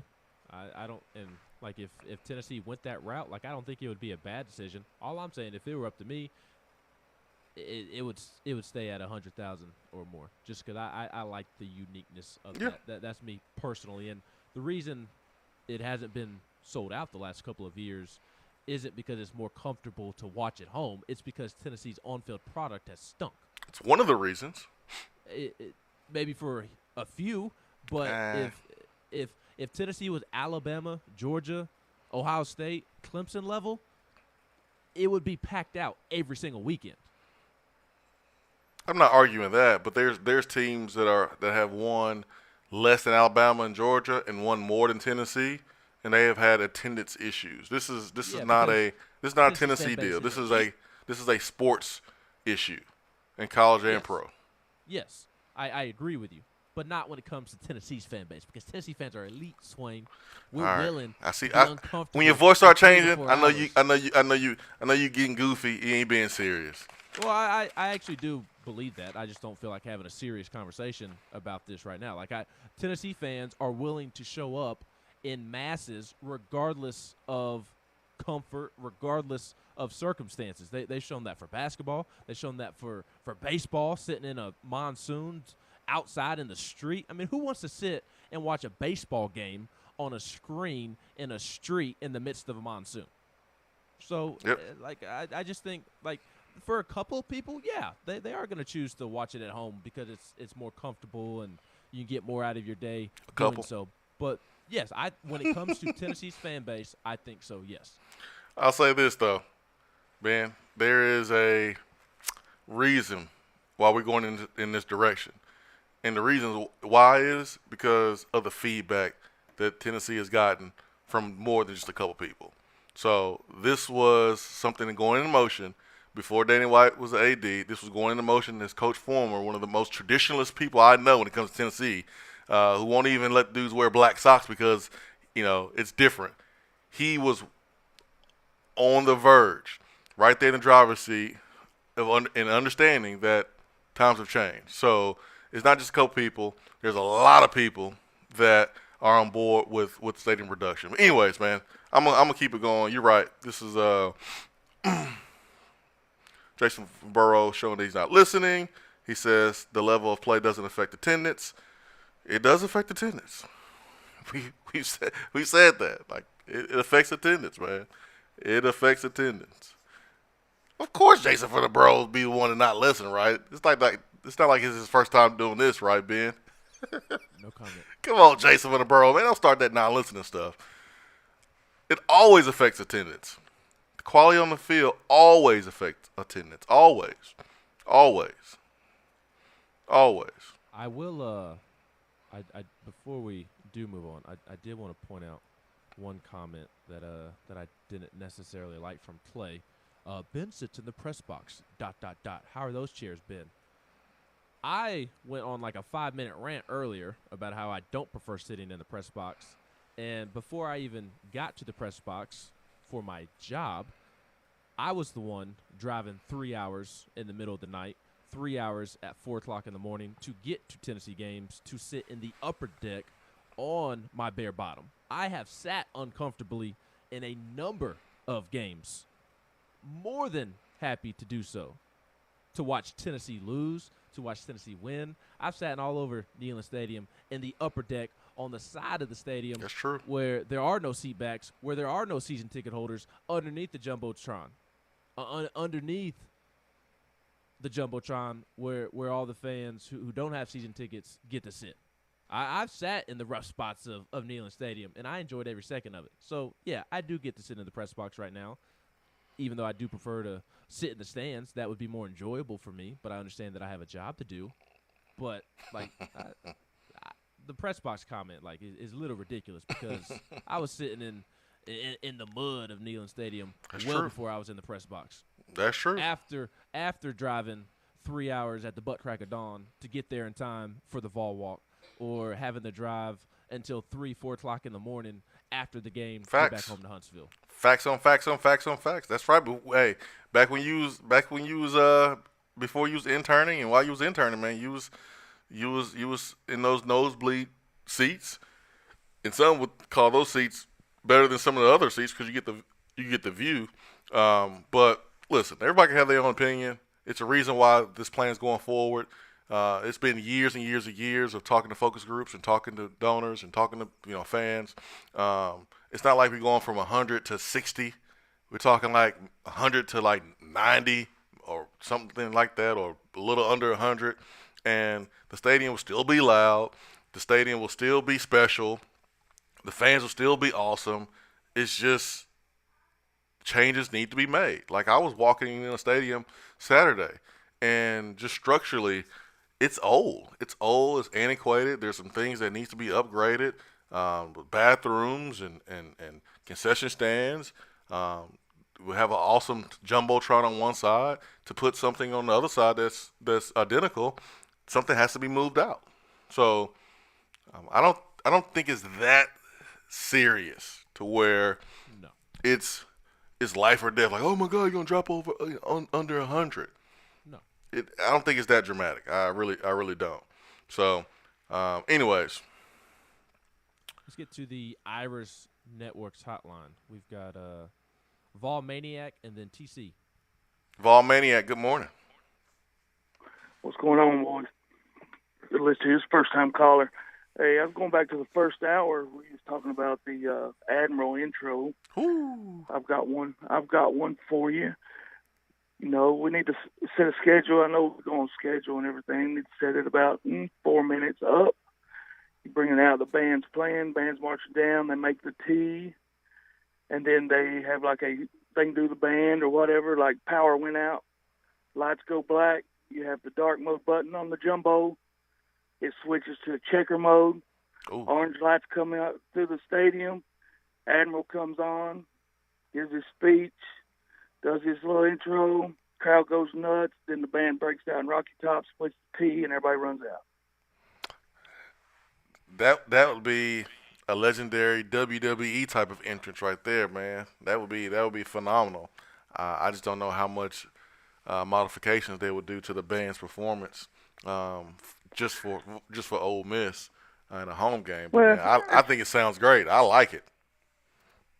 We into black uniforms. We into doing things different a little bit, changing a little bit of tradition. Why not throw a little wrench in it? And everybody wouldn't be expecting it, man. That place would go nuts. Hey, man, I think it would be. I think it would be nuts. I think just playing any part of the Admiral video, fans will go nuts, man. If they find a way to play it at any part of that game, man, fans will go nuts. Hopefully, it's not at the part where it's downtime, but like first couple drives, Tennessee is either up or in it, would be perfect. It would be ideal. But listen, I like your idea. I just don't know how realistic it is, changing up the routine. But listen, we have done things differently over the last couple of weeks. We have seen that with the new regime. So this is a great night to do something different. Saturday. Well, it's good talking to you. I listen to you all the time, man. My man, Y'all keep up the good work. Thank you so much. I appreciate it. Let's get to TC and then Hunter. No, TC and then Mark. Let's get to TC. TC, good morning. What's up? What's up, my man? Hey, you are the real MVP, my man. What are you talking about? You know what I'm talking about. You know what I'm talking about. I'm ready for. Huh? You know what I'm talking about. Let me give you your flowers right now while you can smell them, my friend. You know what I'm talking about. Let me talking about it, and I don't even know what happened. Let me make sure people understand what type of person TC is. Be quiet, TC. Don't interrupt me. I know you don't like it. I know you're uncomfortable. Yeah, mute TC, man. Don't be interrupting me giving you compliments. What's wrong with you? Back on hold. Yeah, be quiet, TC. I'm trying to give you some love. You're going to let me love on you a little bit. Here we go. TC says, you know what, man? They're checking kneeling this weekend. And the person that came up with the idea needs to be there to witness it. So TC is making sure that Spencer is going to this game and is giving him tickets to be able to come to the game so that way he can see it with his own two eyes. That's the type of person TC is. TC got jokes. TC has a good time. TC, ain't happy with the on-the-field product at times, and that's okay, just like any other Tennessee fans. But when it comes to loving somebody, man, showing love, doing the right thing, that's TC. TC in Athens, man. So, TC, you're unmuted. That's you. Well, I appreciate it, Swain, but it's really all about those guys should be honored every single time we do this, man. And they should always be in that stadium every time it's checkered. And so if I have an opportunity to help somebody with that, man, I'm just glad the Lord's blessed me to be able to do that. And dude, you were the first. You lead by example, man. I'll just say that you did it the first time when the university snubbed their nose up at these guys and didn't even give them tickets to the first checker kneeling after all the work they did. You gave your personal ticket, so you lead by example. People probably don't even know that, but I love you, man. Appreciate you. Hey, stadium talk real quick. Mm-hmm. The stadium thing has just been such a source of pride for Tennessee fans ever since I can remember, man. Now, when I was a kid growing up, it was like 92,000, and then, they started increasing it. I understand if they have to take some seats out. I do think it's a good idea to add another Jumbotron on the other side. I just don't want it to go too low. And I've been hearing some reports from like Basilia or whatever that they're thinking of like 75 to 80,000. I haven't heard that one. Whether that's true or not, I don't know, but that's ridiculous. I haven't heard that. That thing needs to stay over 90,000 at least, at the very worst, in my opinion. I agree. And this weekend will show you why. Yeah, I agree. I mean, I haven't heard that at all. And I'm looking at, the largest stadiums right now, capacity-wise, and Michigan's at 107,600. I haven't heard one recruit talk about the experience at Michigan. I went to an official visit to Michigan at a game. And again, I don't really call it a recruiting thing. I call it more of just a pride. A pride thing from a fan standpoint. I get it. It really is a source of pride for fans that grew up, going to that stadium and all. I get it. And I think that's a bigger part of it even than is recruiting a big part of it? Maybe. But again, based on what you're saying, it's really not. But I can tell you for a fact it's a source of pride for Tennessee fans. I guess once you get over the threshold, you don't ever want to, go below it because, Alabama's at 101 and they haven't always been at over 100. This is something that's happened in the last, 10 years, 10, 15 years Same thing with LSU. They haven't always been over 100,000. These guys are at 100,000, and I wonder how those fans would feel if there was talks about going under that threshold now. But they were used to it not being 100,000. And I remember going to that stadium as a player, and it felt like it was 150,000. To be honest, when it was under 100,000. So, Georgia's at 92, and Georgia's pretty damn loud. Auburn's at 87, but I get it, man. I totally understand it. I don't want anyone to think that I just, I don't understand where people are coming from of that source of pride. But I just feel like to upgrade some things around the stadium, seats have to come out, and I'm okay with that. Hey, first if it's a 90,000. They got to get the freaking Wi-Fi in there. Oh man. my That's God! the first upgrade they need to do. That you ain't never lied, TC. That's the most important thing. But yeah, I'm with you. I agree with you, man. 90,000, I'm cool with. I don't know. I get a little uncomfortable if we talk anything lower than that. Yeah. Hey guys, love you. Hope to see you this weekend, man. Will do, man. Likewise. Hopefully, we'll see you. Be careful coming up here. Let's go back to the phones. Is that Mark? We got Mark? Yep. All right, let's get to Mark. Bueno, my brother, what's happening? What's up, Mark? What's up? Man, I tell you, for the first time in a long time, I'm excited for a Tennessee football game.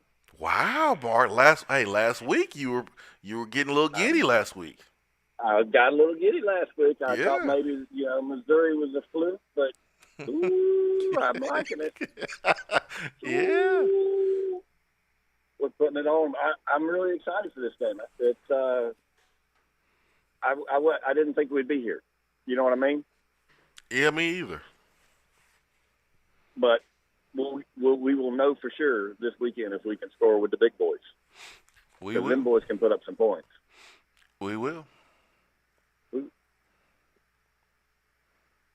Sorry about that. Go ahead, Mark. No, the I'm floor is sorry. yours. My navigation. Yeah. But anyway, man, that's all I had to say.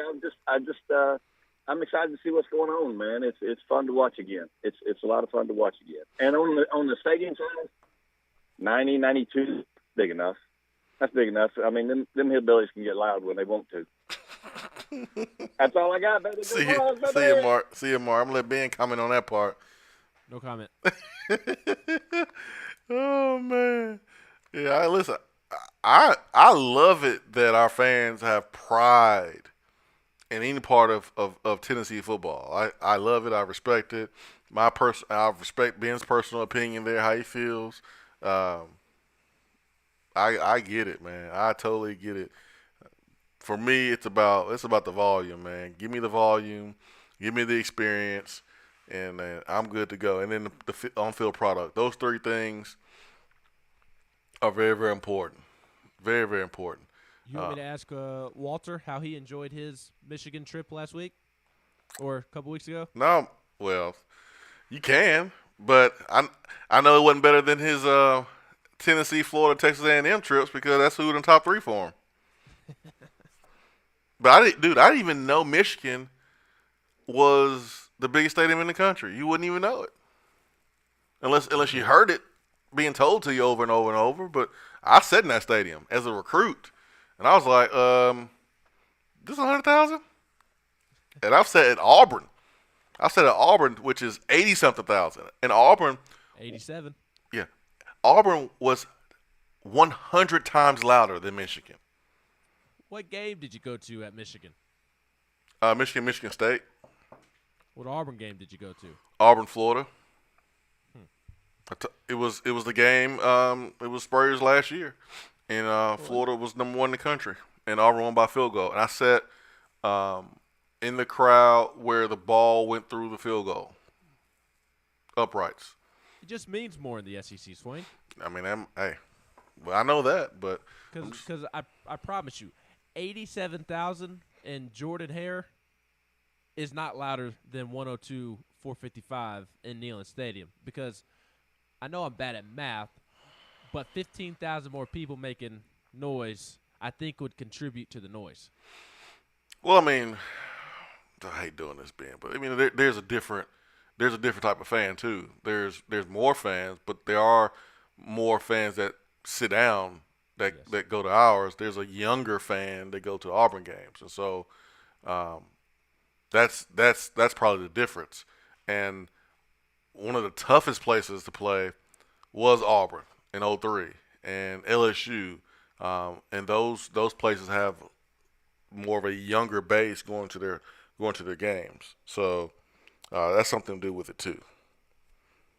But Saturday, it ain't gonna matter because it's gonna be loud, and Tennessee has a chance to mimic 2015. And honestly, think about it. Like we're sitting here talking about 04 Florida, 15 Oklahoma, 01 98 Florida.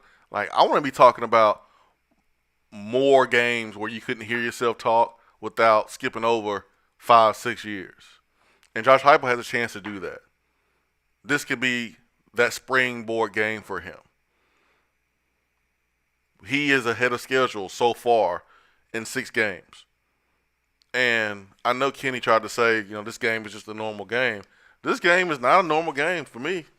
This game is huge. This game is absolutely enormous. You win this game, you are in top 25. You win this game, this is Josh Heupel's first signature win versus a ranked opponent. You win this game, you're outdueling what many people perceive as the best offensive mind in college football. You're exceeding all the expectations. Besides Georgia and Kentucky, this is the game. I know I said earlier this week that this was the game in the SEC. It's Georgia, Kentucky. But besides Georgia, Kentucky, it's this game. It's this game. And they're going to be talking about Georgia, Kentucky, and Tennessee, Ole Miss this week. And if you win this game, woo, all the conversation that you get, man, it's going to be phenomenal. There's recruits coming in town that didn't even have Tennessee as an option not too long ago. So very, very, very, very important opportunity for Tennessee. And we'll be back tomorrow to talk all about it. But before we get out of here, I want to make sure that we cover what's important to Tennessee fans, and that is always representing that orange and white. And doing that, you can go and put that orange and white on your car with the official UT license plate. It's available there at your county clerk offices, and it will benefit student scholarships at the University of Tennessee. All you have to do is go and ask for the KA plate, which stands for Knoxville Alumni. So represent orange and white all the time when you are on the road. You can do that. Simply go to alumni.utk.edu for more information. Ben McKee, Jason Swain. Swain Event is fueled by Daddy and Barbecue. Top 100 barbecue restaurant in America. If you miss any part of the show, make sure you go check out the podcast. I see that Ben has posted already our number 1. Ben is on it. Ben is on it. And 2. Buck Nasty's phone call will be up there momentarily. Oh, man. That is a treasure, man. If you miss Buck Nasty's phone call, like Ben just said, we'll have that up here in the next couple minutes. Tomorrow will be the last day, Ben, before we welcome those rebels into town. Yeah, I'm just going to go ahead and apologize now for the way that I act on the show tomorrow. Just today feels like Friday. I can't even imagine what tomorrow is going to be like. So I just go ahead and apologize for my pettiness tomorrow. Me being immature, me being scatterbrained. I apologize in advance. You still gotta be nice though, Ben. You still gotta be professional. We can't be getting canceled, Ben. Never canceled. Don't get us canceled, baby. Don't get us canceled. Don't get us canceled. We won't get canceled, man. We're good to go, man. We're good to go. For Ben McKee, I'm Jason Swain. We hope you have a great rest of your day. The Swain Event is fueled by Dad and Barbecue. Peace and love. We are out.